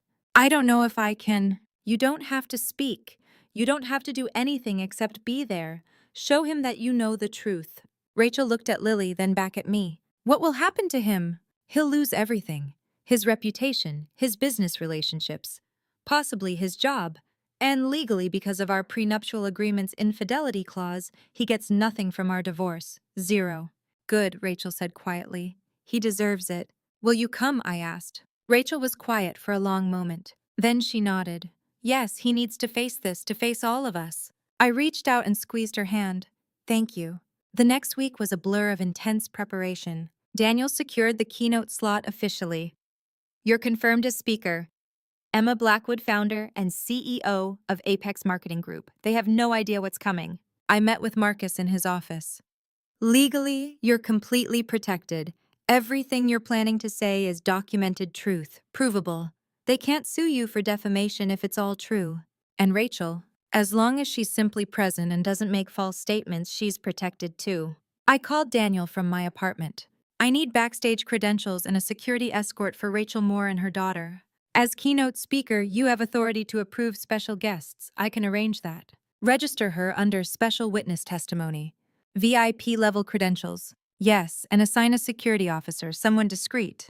I'll assign Officer Martinez, former Secret Service, very professional. We rehearsed the timing carefully. Rachel will enter from stage right on your signal, Daniel explained.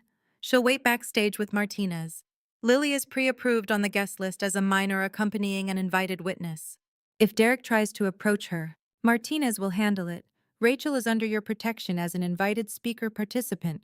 Sophie delivered the final evidence files. Everything is here, every recording, every document, every piece of proof you need. Are you ready for this? I asked her. I've never been more ready in my life. Kevin Wright stopped by with a final portfolio of photographs. All legally obtained, public spaces only, no privacy violations. This will hold up under any scrutiny. He handed me the folder. Destroy him, Emma. 3 days before the conference, Derek came home excited. Babe, guess what? Harrison and Associates is attending the National Real Estate Conference. It's huge for us. Networking potential clients, industry visibility. I looked up from my laptop. That's great. Yeah, I heard the keynote speaker is some hotshot from Apex Marketing Group. Daniel Brooks, I think. Should be interesting. He had no idea Daniel had stepped aside. He had no idea I would be standing on that stage. He had no idea what was coming. I smiled at him. Sounds like it will be a memorable event? Definitely. I can't wait. Neither could I. That night I couldn't sleep. I lay in bed next to Derek listening to him breathe and thought about the past 3 years. The lies, the manipulation, the cruelty. The 2 other women he'd deceived. The child he'd hidden. The inheritance he'd tried to steal. In 2 more days it would all be over. Derek Harrison's carefully constructed world of lies was about to collapse in front of 2,000 witnesses. And I was going to be the one to bring it down. I got up quietly and went to my laptop. I pulled up the speech I'd been writing and rewriting for weeks. Read it one more time. Changed a single word. Saved it. Closed the laptop. The stage was set. Before I take you to the moment everything exploded when Derek's lies shattered in front of 2,000 witnesses, tell me you're ready. Comment ready if you want to see what happens next, or stop if you think Emma's going too far. Just a reminder, this narrative includes fictionalized elements for entertainment and reflection. Feel free to step away if this isn't for you. The auditorium held 2,000 people. I could see Derek in the third row. I stood backstage, hands steady, breathing calm. Through the gap in the curtain, I watched the crowd settle into their seats. Industry professionals, real estate developers, marketing executives, Derek's colleagues and competitors. And their third row center sat Derek Harrison, confident, smiling, completely unaware. Beside him, Diane, perfectly coiffed, scanning the crowd with her usual disdain. Robert, quiet and passive as always. Natalie Reynolds sat 2 rows behind them, elegant in a cream suit. None of them knew what was about to happen. Daniel Brooks stepped up to the podium. The room quieted. 2,000 pairs of eyes turned toward the stage. "Good afternoon," Daniel's voice echoed through the speakers. "Thank you all for joining us for this year's National Real Estate Conference keynote address." He paused, letting the anticipation build. "For those watching via live stream, and I'm told we have over 500,000 viewers tuning in right now, welcome." 500,000. The number made my heart race, but my hands remained steady. "Today's speaker," Daniel continued, "is someone many of you know by reputation. Apex Marketing Group has become one of the most innovative firms in our industry over the past 5 years." Derek leaned forward slightly in his seat. I could see his expression, interested, engaged. He thought he was about to hear Daniel speak. "But what you may not know," Daniel said, his voice taking on a different tone, "is that the CEO you've been trying to unmask for so long has been hiding in plain sight." Confused murmurs rippled through the audience. "Ladies and gentlemen, I'd like to introduce the true founder and CEO of Apex Marketing Group." He turned toward the wings where I stood. "Emma Blackwood." I stepped onto the stage. The designer dress I'd chosen was deliberate, elegant, expensive, powerful. Navy blue, perfectly tailored, nothing like the discount store clothes Emma Sterling had worn. The click of my heels on the stage floor was the only sound in the suddenly silent auditorium. And then I saw Derek's face. Confusion first, his brow furrowed. Who was this woman? Then recognition. His eyes widened, his mouth fell open slightly. Then horror. Pure, absolute horror as the pieces clicked into place. The cameras caught it all. His face blown up on the massive screens flanking the stage.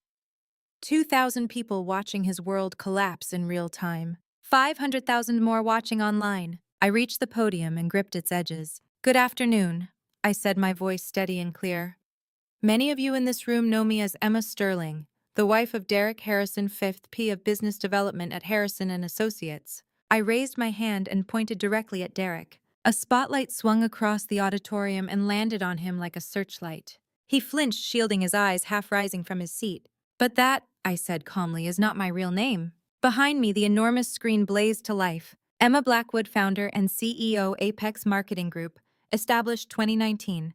Valuation $80 million. The whispers started immediately, a wave of shocked murmurs rolling through the audience like thunder. I watched Derek's face on the screen, red now, flushed with anger, humiliation, disbelief. Beside him, Diane Harrison's hands gripped the armrests of her seat so hard her knuckles went white. Her face had drained of all color. "For those of you who don't know me," I continued, "let me introduce myself properly." I clicked a remote and the screen changed to show a timeline. 2016. Margaret Blackwood Trust, $50 million inherited. 2019. Apex Marketing Group, founded 2021, revenue $8 million. 2022, revenue $12 million. 2023, revenue $18 million. 2024, projected revenue $25 million. In 3 years, I built Apex from nothing into an $80 million company. We have 50 employees, 15 major clients across 6 states, and a reputation for excellence that speaks for itself. I paused, letting that sink in. And for 2 years, I've been married to a man who thought I was a struggling freelance graphic designer barely making rent. The auditorium erupted in murmurs, people turning to each other, whispering, pointing at Derek. Derek himself was still half standing, frozen, the spotlight still fixed on him. His mouth moved, but no sound came out. I noticed 2 security officers positioned discreetly at either side of the stage. Standard protocol for keynote speeches. Derek's eyes flicked to them, but he didn't seem to register any threat yet. I made a choice when I met Derek, I said, my voice carrying across the silent room. My grandmother once told me, true character only reveals itself when people think you have nothing in your hands. So I decided to test that theory. I clicked the remote again. A photo appeared on screen, me and Derek on our wedding day. I looked happy. He looked confident. I married Derek as Emma Sterling. I lived in a modest apartment. I worked from home on a laptop. I let him believe I had nothing, no wealth, no power, no connections. Another pause, another breath. I wanted to see who he was when he thought I couldn't offer him anything. The emotional weight of that statement hung in the air. I saw faces in the audience, some sympathetic, some shocked, some leaning forward with fascination. Derek's face on the screen was crimson now. He finally managed to find his voice. "This is ridiculous," he shouted, his voice cracking. "Emma, what are you—" He tried to stand fully, but one of the security officers had moved quietly into the aisle beside him, not blocking him, not threatening, just present. Derek noticed, hesitated, sat back down slowly. What I discovered, I said, my voice cutting through his protest, was far more than I ever expected. I clicked the remote one more time. The screen behind me shifted to a new slide. The truth about Derek Harrison. Derek's face went from red to white in an instant. Diane half rose from her seat, then sank back down, her hand over her mouth. The entire auditorium leaned forward as one. I looked directly at Derek. Our eyes met across the rows of seats. His expression was a mixture of rage, humiliation, and dawning fear. "You're probably wondering," I said, my voice calm and measured, "why I'm doing this publicly, why I'm telling 2,000 people and 500,000 more watching online about our private marriage." I smiled. It wasn't a warm smile. "Let me show you." The first image appeared on the screen behind me. It was a photograph, clear, professional, undeniable. Derek and Natalie Reynolds at an upscale restaurant, sitting close together, his hand covering hers on the table, both smiling. Intimate. The date stamp in the corner, February 2024. "Derek Harrison," I said calmly, "with Natalie Reynolds, 3 months ago." I watched Natalie's face in the audience. 2 rows behind Derek, her elegant composure shattered instantly. She went pale, her hand flying to her mouth. People around her turned to stare. The whispers grew louder. The screen changed to another photo. This one hit harder. Derek at a playground, pushing a toddler on a swing. A dark-haired woman stood beside him, smiling. The little girl's face was full of joy, reaching back toward Derek. The auditorium went dead silent. Then someone gasped, then another. The sound rippled through the crowd like a wave. "Derek Harrison," I said, my voice steady, "with Rachel Moore and their daughter Lily, 18 months old. His secret family in Portland, Oregon." The silence shattered into chaos. Voices erupted across the auditorium, people standing, pointing, exclaiming in shock. Derek shot to his feet, his face crimson with rage. "This is slander," he shouted, his voice cracking. "This is defamation. I'll sue you for everything." Marcus Sullivan stood up from his seat in the front row. "Mr. Harrison." Marcus's voice cut through the noise like a blade. "Every statement Mrs. Blackwood has made is documented and provable. I suggest you sit down." Derek looked at Marcus, then at the security officers who had moved closer to the aisles. His jaw clenched, his hands shook. Slowly he sat back down. The auditorium quieted, every eye fixed on the stage. "3 women," I said quietly. The screen split into 3 panels, 3 photos side by side. Me, Natalie, Rachel holding Lily. 3 women. None of us knew about the others. Derek Harrison told each of us a different story. Each of us believed we were the only one. I paused, letting that sink in. He told me he loved me for who I was. He told Natalie he was leaving his struggling marriage for her. He told Rachel he was divorced and fighting for custody of a child that didn't exist. My voice remained calm, but I felt the weight of every word. He lied to all of us, systematically, deliberately, for years. The screen changed again. This time it showed a business contract. The Apex Marketing Group logo at the top.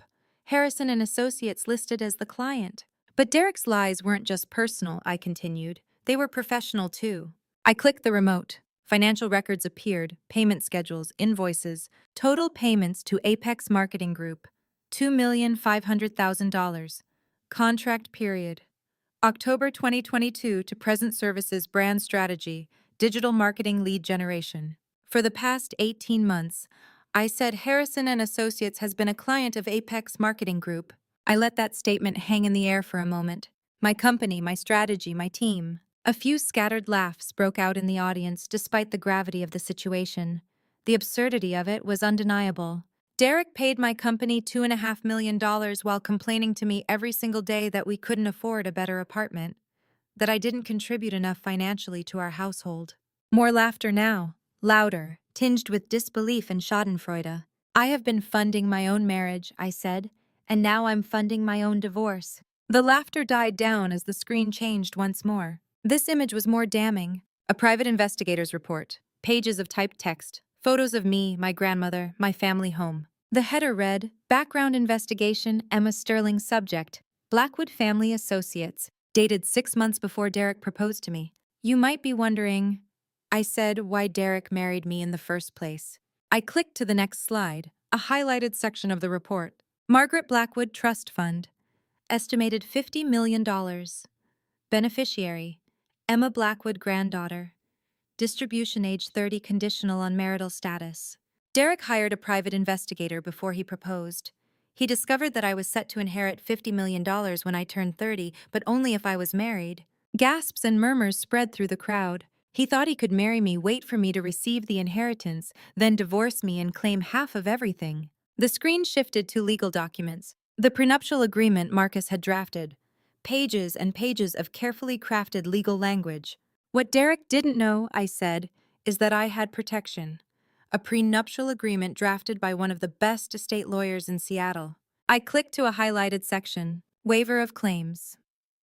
The signing party waives all claims to premarital assets, inheritance, and business interests of the other party. Derek signed this document without reading past page 3. His own lawyer barely glanced at it. He was arrogant, careless. He assumed I had nothing worth protecting. I looked directly at Derek. He was wrong. I protected every single penny. Derek's face was no longer red. It was ashen, defeated. Diane Harrison suddenly stood up, her voice shrill and desperate. "This is manipulation," she shouted, pointing at me. "You manipulated my son. You tricked him into this marriage." The audience turned to look at her. Before I could respond, another voice rang out. "No, Mother." Sophie Harrison stood up from her seat. Every head in the auditorium swiveled to look at her. Diane's face went white. "Mother," Sophie said, her voice trembling but determined, "you're the one who manipulated everyone." "Sophie, sit down." "No." Sophie's voice grew stronger. "I gave Emma the evidence. All of it. Recordings of you and Derek plotting against her. Emails between you and Victoria Reynolds planning the business merger. You tried to push Derek toward Natalie so you could merge our company with Reynolds Luxury Trading." The auditorium erupted in shocked murmurs. Sophie looked at me, then back at her mother. "You used Derek, you used Natalie. You used all of us for your business schemes. I'm done being part of it." Diane sank back into her seat, her face crumbling. Robert sat frozen beside her, silent and passive as always. Then another voice cut through the chaos. "Natalie." Victor Reynolds stood up from his seat. His voice was calm but cold. Natalie, still crying, looked up at her father. "Did you know he was married?" Victor asked. "No, Daddy, I swear," Natalie sobbed. "He told me he was divorced. He said his ex-wife was vindictive and the divorce was almost final. I didn't know." Victor's jaw tightened. He turned his gaze to Derek, and the look in his eyes could have frozen fire. "You used my daughter," Victor said, his voice low and dangerous. "You lied to her. You manipulated her for a business deal you were never going to deliver on." Derek said nothing. His head hung low, shoulders slumped. The entire auditorium was in chaos now. People shouting questions, cameras flashing, the livestream chat undoubtedly exploding with comments. I raised my hand and somehow miraculously the room quieted. "There's one more person," I said, "who needs to be heard." I turned and looked towards stage right. The security officer appeared, First Officer Martinez, professional and steady. Behind him, guided gently by his protective presence, came Rachel Moore. She was holding Lily on her hip. The toddler looked around with wide, curious eyes, oblivious to the drama unfolding around her. Rachel's face was pale but determined. She walked slowly onto the stage, her eyes locked on Derek in the audience. Derek's face went from ashen to ghostly white. He half rose from his seat again, then collapsed back down. His mouth opened and closed, but no sound came out. 2,000 people watched in absolute silence as Rachel Moore, the woman Derek had hidden for 2 years, the mother of his child, stood on that stage and looked directly at the man who had lied to her about everything. Officer Martinez appeared stage left, his uniform crisp under the spotlight. Beside him walked a young woman in a modest gray dress, cradling an 18-month-old girl with dark curls. The auditorium, 2,000 seats, everyone occupied, fell into absolute silence. Rachel Moore's steps were hesitant. Her daughter Lily clutched a worn stuffed bunny, wide eyes scanning the sea of strangers with innocent curiosity. I moved toward them, my heels clicking softly against the polished wood. When Rachel's gaze met mine, I saw fear warring with determination. "I know this isn't what anyone expected," I said, my voice carrying through the microphone. "But Rachel's story is part of mine, and she has every right to be heard." I gestured to the chair beside the podium. Rachel sat slowly, adjusting Lily on her lap, the child's tiny fingers wrapped around her mother's thumb. In the third row, Derek had gone rigid, his face drained of color. Diane clutched her purse like a shield. "My name is Rachel Moore," she began, her voice trembling but clear. "This is Lily. She's 18 months old." Lily waved the bunny at the crowd. A few people in the front rows smiled despite the tension crackling through the room. "I met Derek 2 years ago," Rachel continued. "He told me he was divorced, said his ex-wife was keeping his daughter from him. He seemed heartbroken, dedicated. I thought I'd found a good man, a man who would be a devoted father." Her voice cracked. I stepped closer, placing my hand on her shoulder. She drew a shaky breath and pressed on. "I didn't know he was married. I didn't know about Natalie Reynolds."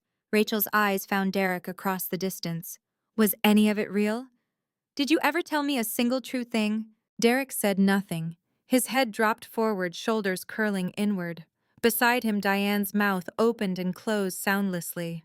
"Emma called me 2 weeks ago," Rachel said, turning to look at me. "She was kind. She didn't blame me. She helped me understand that I was a victim too." A sob escaped her. Lily patted her mother's cheek with one small hand, murmuring soft nonsense syllables. The gesture was so tender, so unguarded, that I heard sniffles ripple through the audience. "Thank you," Rachel whispered to me. "Thank you for giving me the courage to stand here." I wrapped my arms around her, careful not to jostle Lily. We stood like that for a long moment. Two women Derek had betrayed, holding each other up, while the man himself sat frozen in his seat.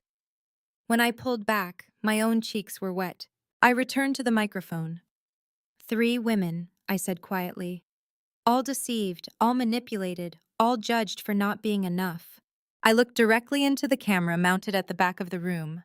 The live stream counter on the monitor to my right read 580,000 viewers. "This isn't just about me," I continued. "This is about everyone who's ever been dismissed because they didn't come from money, who's been told they weren't worthy, who's been used and discarded." My grandmother's letter flashed through my mind, her elegant script spelling out the truth she'd spent a lifetime learning. "My grandmother taught me that character reveals itself when people think you have nothing left to offer. The Harrison family failed that test every single day." Movement caught my eye. Victor Reynolds was standing, his expression thunderous. Every head in the auditorium swiveled toward him.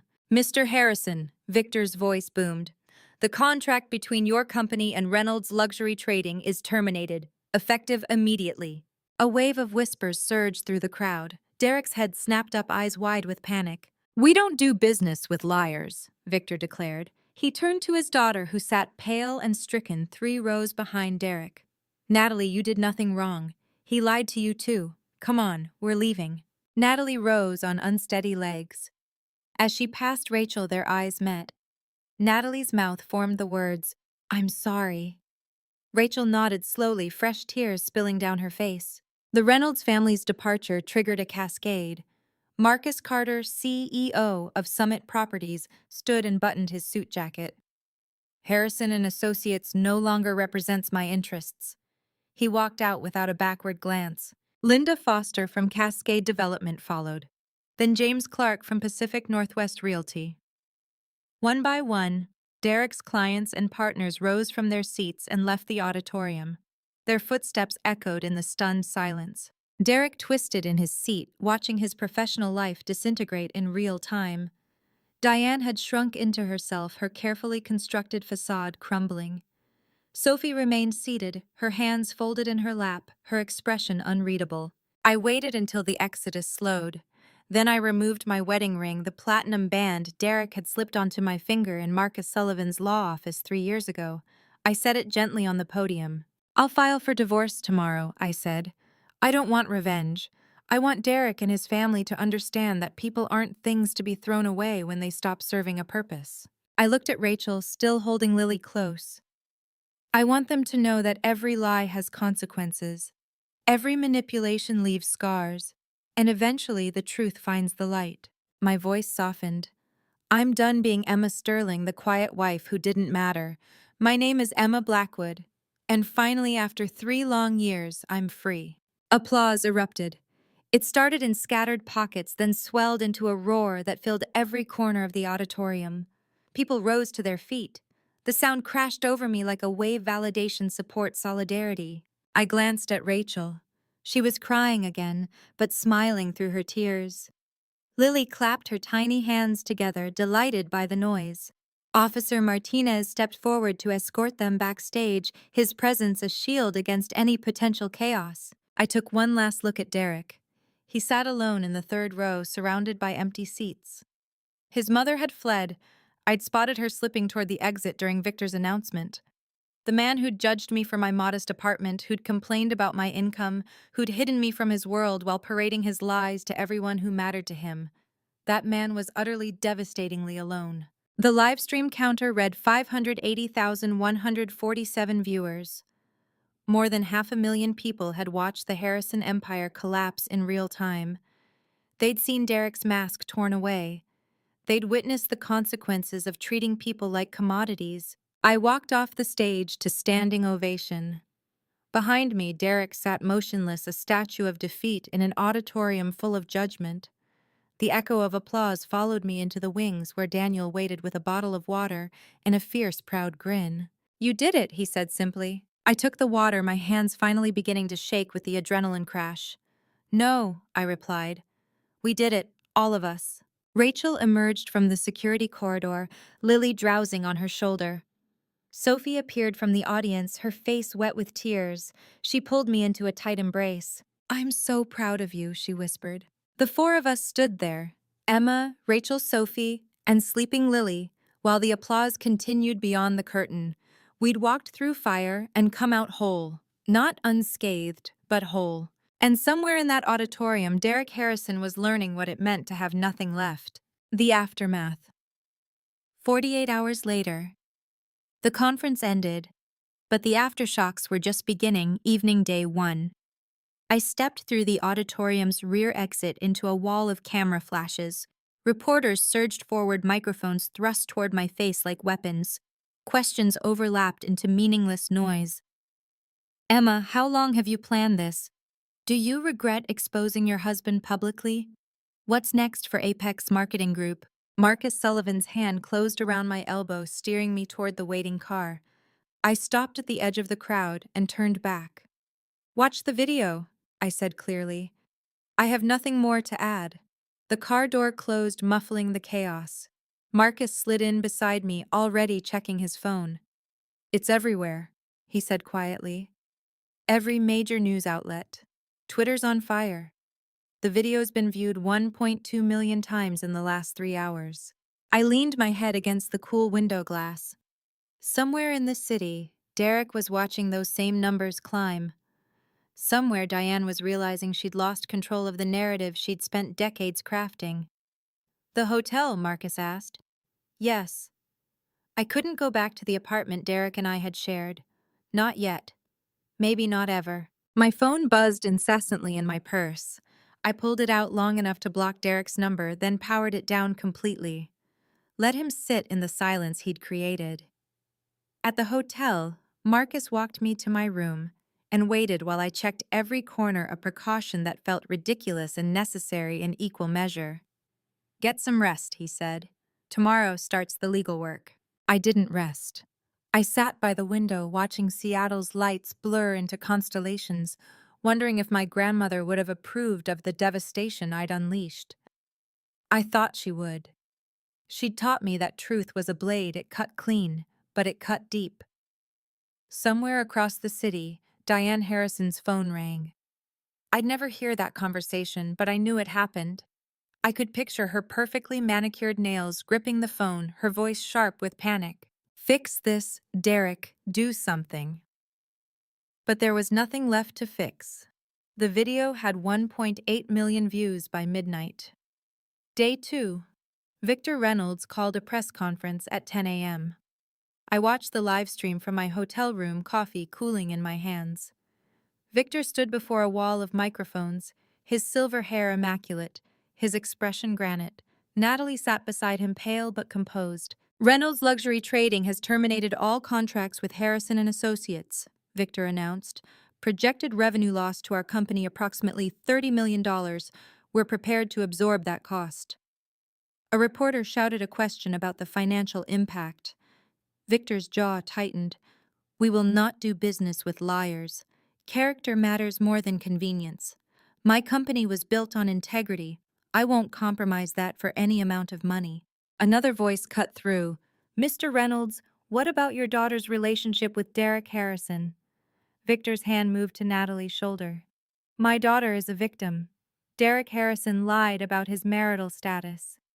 Natalie ended the relationship the moment she learned the truth at the conference.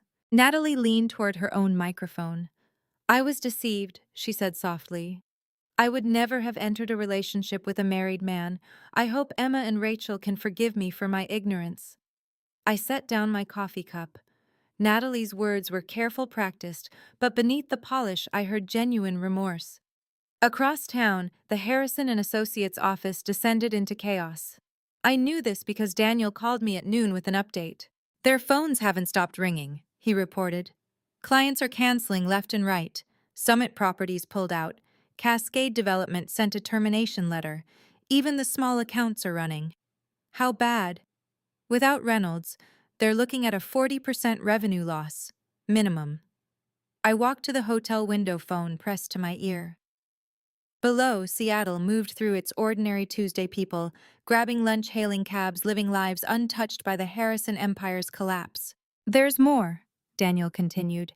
Their bank called. They're demanding early repayment on Harrison's business line of credit. Reputation risk, they said. How much? 1.2 million. I closed my eyes. Derek had complained about money for 3 years, my modest apartment, my clothes, my supposed inability to contribute. Now his family's business was hemorrhaging cash while Apex thrived. Emma? Daniel's voice pulled me back. Harrison's account manager called me this morning. They're begging to stay on as clients. And you said that I'd have to consult with leadership. A pause. What do you want me to tell them? I thought of Derek sitting in his office watching everything crumble. I thought of the partnership Apex had given his company, work we'd delivered flawlessly for a year and a half while he'd lied to my face every single night. Tell them we're done, I said. Effective immediately. Done. I spent the afternoon with Marcus filing the divorce petition. The prenuptial agreement, all 18 pages signed and witnessed, was submitted to the court as an exhibit.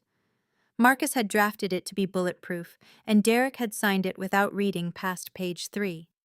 His lawyer will try to negotiate, Marcus warned. Let them try. Day 3. Sophie Harrison appeared at my hotel room at 8 in the morning, 2 suitcases at her feet. Her eyes were red but determined. I left, she said simply. I pulled her inside. Over coffee, she told me about the final confrontation with Diane. Mother screamed that I was betraying the family, Sophie said, hands wrapped around her mug. I told her she'd betrayed herself years ago, that watching her manipulate Derek into that relationship with Natalie, watching her treat you like garbage, it taught me exactly who I didn't want to become. Where will you go? I found a studio apartment in Capitol Hill. It's small, affordable. She smiled faintly. You'd probably like it. Sophie. I'm applying to art schools, RISDSCAD Pratt. I should have done it years ago. Her voice steadied. You were right. Freedom is worth the risk. She left an hour later, walking toward a future Diane couldn't control. I watched her go with something close to pride. That afternoon, Derek's lawyer called Marcus. My client would like to discuss terms, he said. Marcus put the call on speaker. The prenuptial agreement is clear, counselor. Your client receives nothing in the event of proven infidelity. We have photographs, testimony, and financial records. There's nothing to negotiate. Surely we can reach some accommodation. No. Marcus ended the call. I stared at the silent phone. 3 days ago, Derek had sat in that auditorium surrounded by colleagues and clients. Now he sat in a crumbling office watching his professional life disintegrate, while his personal life burned to ash. I didn't feel triumphant. I felt tired and free. My phone rang at 6 p.m., an unknown number. I almost didn't answer. Hello, Emma. The voice was hesitant feminine. This is Natalie Reynolds. I know you have every reason to hang up, but could we talk? Please. I looked out at Seattle's skyline at the city where I'd built a company in secret, where I'd tested a man's character and watched him fail spectacularly, where 3 women had been lied to by the same person, and where perhaps we might find a way forward together. Yes, I said. We can talk. 6 months later, November 2024. I stood in a different boardroom. The world moved on quickly after the conference. Derek's world collapsed slowly, methodically, like a building demolished floor by floor. Harrison and Associates filed for bankruptcy in August, 3 months after the video went viral. Without Reynolds' contract, without Apex's strategic guidance, without the clients who'd fled that auditorium, the company hemorrhaged money until there was nothing left to save. Derek took a job as a junior broker at a mid-tier real estate firm. He worked under managers half his age showing properties to clients who'd never heard his name. The court ordered him to pay child support for Lily $2,000 monthly, a fraction of what he'd sent Rachel when he'd been pretending to be the devoted secret father. He paid on time. He had supervised visitation rights every other Sunday. Rachel told me he showed up reliably but said little. Lily didn't recognize him yet as anything more than a stranger who brought stuffed animals. He was alone. Rachel wouldn't speak to him beyond logistics. Natalie had blocked his number after the press conference. Diane had her own reckoning to face. The Harrison mansion sold in September to cover debts. Diane took a retail position at Nordstrom, her first job in decades at 62 years old. The women who'd once attended her charity luncheons now walked past her in the store without acknowledgement. Robert divorced her quietly in October, citing irreconcilable differences. He lived in a modest condo in Bellevue, now played golf on weekends, and refused all interview requests. Sophie changed her name legally to Sophie Blake in July. She'd been accepted to Rhode Island School of Design with a partial scholarship, one I'd quietly supplemented, though she didn't know that yet. Her first exhibition opened at a Capitol Hill gallery in October. I attended with Rachel and Lily. Sophie's paintings were fierce and vibrant landscapes that looked like emotional weather systems. One piece was titled Liberation. It sold for $3,500 to a collector from Portland. You came? Sophie whispered when she spotted me in the crowd. I wouldn't miss it. She hugged me tightly. You're my real family now. You know that, right? I did. Rachel had started therapy in June.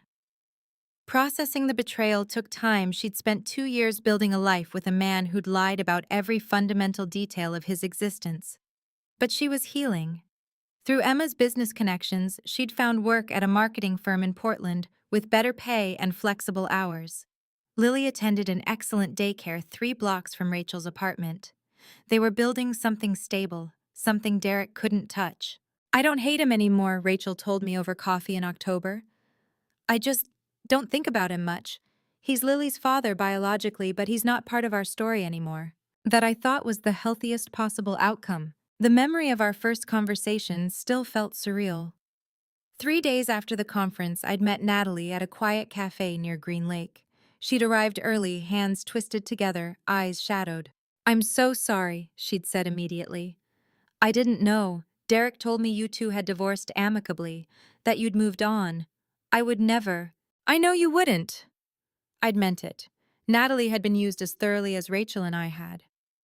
I forgive you. You were lied to. That first conversation had lasted 3 hours. We'd met for coffee twice more that month, then weekly through summer. Tentative bridges became genuine friendship. Natalie was sharp, funny, fiercely loyal once trust was earned. She'd inherited her father's business acumen, but paired it with genuine empathy qualities Diane Harrison would never possess.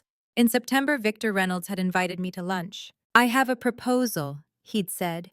"Your marketing expertise, our luxury goods network, European expansion, a partnership, equal stakes shared vision." I'd looked at him carefully. "Why?" "Because my daughter trusts you.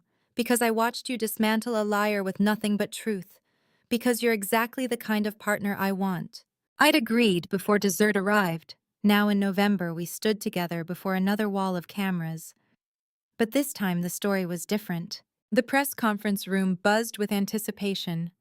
Victor Reynolds stood at the center podium, silver-haired and commanding. Natalie stood to his right, elegant in a navy suit. I stood to his left. Behind us a banner read, "Reynolds-Blackwood Alliance." Sophie Blake sat in the front row, sketchpad on her lap, capturing the moment. "Today marks a new chapter," Victor announced. "Reynolds Luxury Trading and Blackwood Holdings are forming a joint venture focused on European luxury marketing. Initial investment $20 million. I'll serve as board chair. Emma Blackwood and Natalie Reynolds will serve as co-CEOs." Cameras flashed. I glanced at Natalie. She smiled. Victor continued. "This partnership was born from adversity. 6 months ago, my family and Emma's were connected through deception. Today, we're connected through integrity, mutual respect, and a shared vision for ethical business." He stepped back. Natalie moved to the microphone. "6 months ago was a story about betrayal," she said clearly. "Today is a story about healing. Derek Harrison tried to divide women for his own gain. We chose differently. We chose to support each other, to build something honest and strong." I stepped forward when Natalie finished. "My grandmother taught me that character reveals itself when people think you have nothing to offer. The test isn't just what others do, it's what you do with the truth once you see it." Sophie Blake, our creative director, said it best: "We're building on integrity, not manipulation." Sophie stood and waved, grinning. The room erupted in applause. A reporter raised her hand. "Emma, do you ever think about Derek Harrison now?" I paused. "No," I said honestly. "That chapter closed. I'm focused on this one." That evening, I stood in my penthouse overlooking Elliott Bay. The space was mine, purchased 5 years ago, with my first major Apex profits, kept private, kept safe. Floor-to-ceiling windows framed Seattle's lights like jewelry. My grandmother's photograph sat on the mantel. I lifted the old letter from its frame and reread her elegant script. "True character reveals itself when people think you have nothing to offer." "You were right, Grandma," I whispered.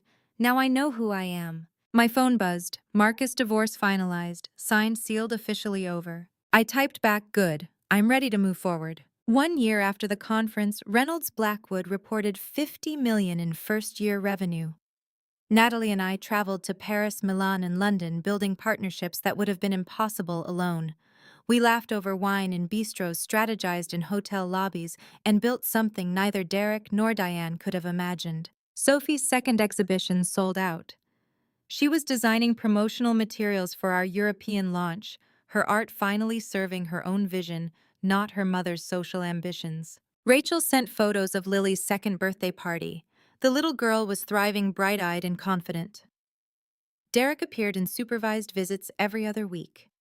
He was a footnote in their story now, not the author. Somewhere in Seattle, Derek worked. His ordinary job went home to an empty apartment and lived with the consequences of every lie he'd told.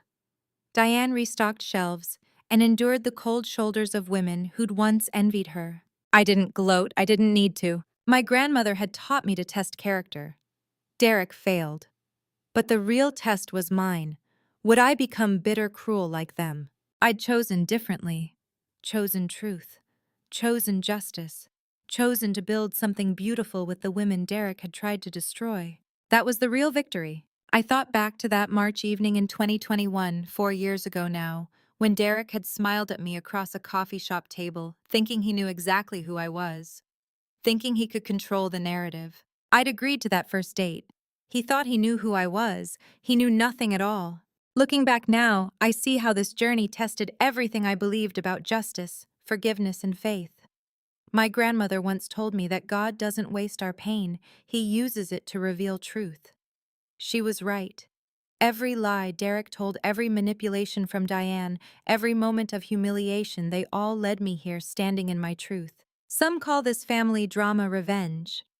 Others see it as Reddit revenge come to life. But I see it differently. This wasn't about destroying Derek. It was about refusing to let his lies define me.